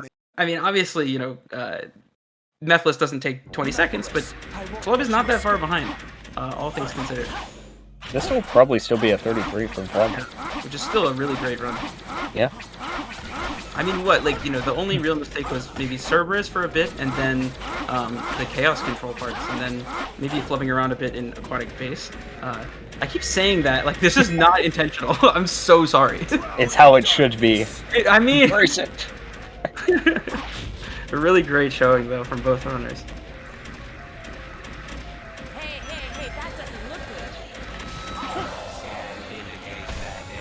Maddie was. Oh, so Tethys was saying in the chat here that Maddie was like 4th or 5th seed going into the tourney. And a little bit of an upset. On it a little bit, yeah. He just cool and collected, taking out the giants. I mean, you know, Flub is seasoned runner of this game. You know, many world records, and yet Maddie comes out on top. Really huge props. I think the most impressive thing about Maddie's performance is that he was able to keep the same expression on his webcam throughout the entire race. He just seems permanently like a little surprised. Just a little bit. Maybe a little excited. He's experiencing Sonic 06 for the first time. Yeah, that honestly, that's what I had on my face when I was like, when I first died to Wave Ocean Loop and Game Over to move back to the title screen. Yes. Can wait, hold on. For the people in chat that have played this game casually, I hope that's a lot of you. When you first played the game as Sonic, did you Game Over at Wave Ocean and go back to like the intro cutscene? That is one of the most BM moments in all of gaming. GG Flub 33-45. Wow, yeah. After all that, it's really it's still a 33, so still a great time. Yeah. Good showing from both runners. Yeah, GG everyone. Really great. And thanks to everyone watching too. This is a really fun time, and thanks for having me on comms. Yeah, thank you for allowing 2 out-of-touch boomers to commentate grands. Ugh. We're in the Discord. We talk. Yeah, we're around. We're up to date. Look. Hello, guys. Welcome, gamer. Welcome. Welcome, other gamer. Welcome. Great job to both of you. That was really an incredible run. Oh, we're. Nope. Oh.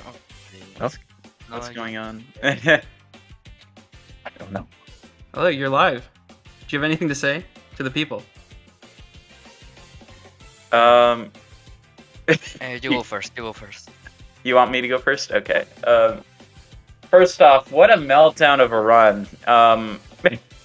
I kind of did not feel very good after that flame core, and then it just kept going. Like, I was like really upset. Like, I was breaking down and stuff like that. Yeah, we could see on camera that you were having a really hard time, and then especially in aquatic base, you started like you jumped out of the bike and you seemed like you were really tilted. How did you like recover after that? Because it seems like the rest of the run you managed to like refocus and then continue to play well. You got. I just didn't give a shit after that. I was just like, it's over. I just didn't give a shit. I was just like, it's over. I lost. Whatever. GG. And Maddie PB'd. Like, I can't be more happy. Oh, it is. Or is it? Is it? No, Plus it's 2, right? it's 2 seconds. 2 seconds off. Oh, but Yeah. still close to PB. We can retime. Still close to PB. Hold on. Which I am very proud of him for doing. Like huge, like congrats for him. Like that's good. Like I'm more so just upset at myself, so to speak. No, you did a really great job, honestly. I mean, like other than chaos control, it's the grand finals of the tournament. The pressure's on. It happens, and yeah, I mean the rest of the run, like, yeah, great showing. But yeah, I guess that means that we turn to our Shadow NCW tournament champion, starting from 4th or 5th seed, and going so far as to almost PB in grand finals. Maddie, great job. Do you have anything to say? I mean, the start of the run was like really rough, like going plus 40 out of server because I missed the 4th hit, so he had to do his really long attack, which was really bad. Then I had a minor death in Kingdom Valley, and then in Crazy City at the start, the buggy got destroyed. Oh yeah. I don't know why. I forgot I about didn't that. hit like Oh, yeah. anything.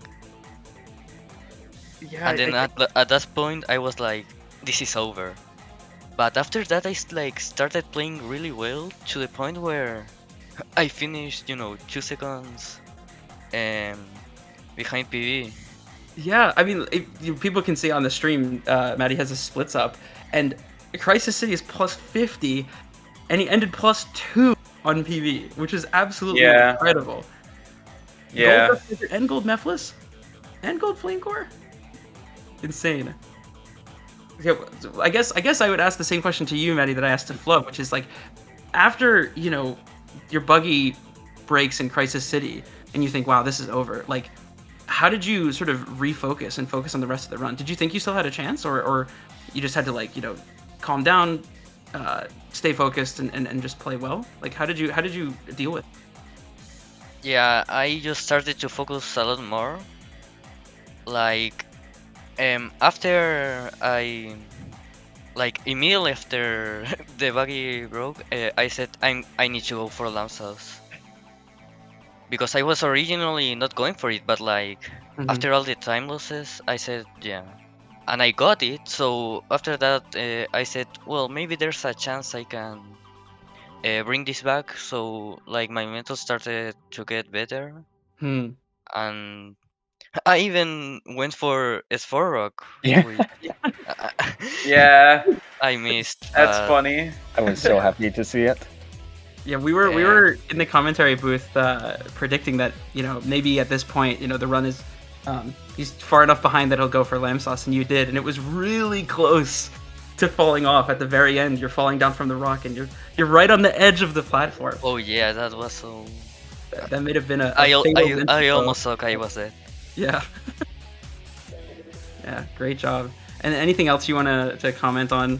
I mean, you have the floor now. You can say whatever you want as the new champion. I mean, congrats to Flop because of finishing that run, which I know it was rough. But Thank still, you. Thank you. Just finishing that run is like really good. Thank you. And as the winner, you are also allowed to pick a raid target, Maddie, if you have anyone in mind. Let's see who's live. Critical City is doing Sonic Frontiers, no major glitches. I guess we could raid him. Least Critical Sid, sounds good. Hey, I know who that is. Yeah. It's the guy. Wow. Yeah. Amazing. So once again, congratulations to Maddie for winning the tournament and almost PBing in grand finals. What a legend. And also congrats to Flub and everyone that ran in the tournament. This was a really great showing from 06 and yeah, hopefully people in the chat that like what they see can join our Discord, and we're always welcome new people, and yeah, we're always here to help people out. Sonic NCW turning next? Imagine. I'm all kinds of down for that. Silver NMG? Flub's rubbing his hands together like, ooh. You already know. You already know. That's my baby right there. Silver NMG? Silver NMG? Oh god. Oh. It would be a disaster. No. Tournament. Never. And the walk-in Never. simulator. Oh my god, Ambliss. Oh god. Oh my god. I don't even want to think about that. Cool. Right, we are rating Sid now. Right.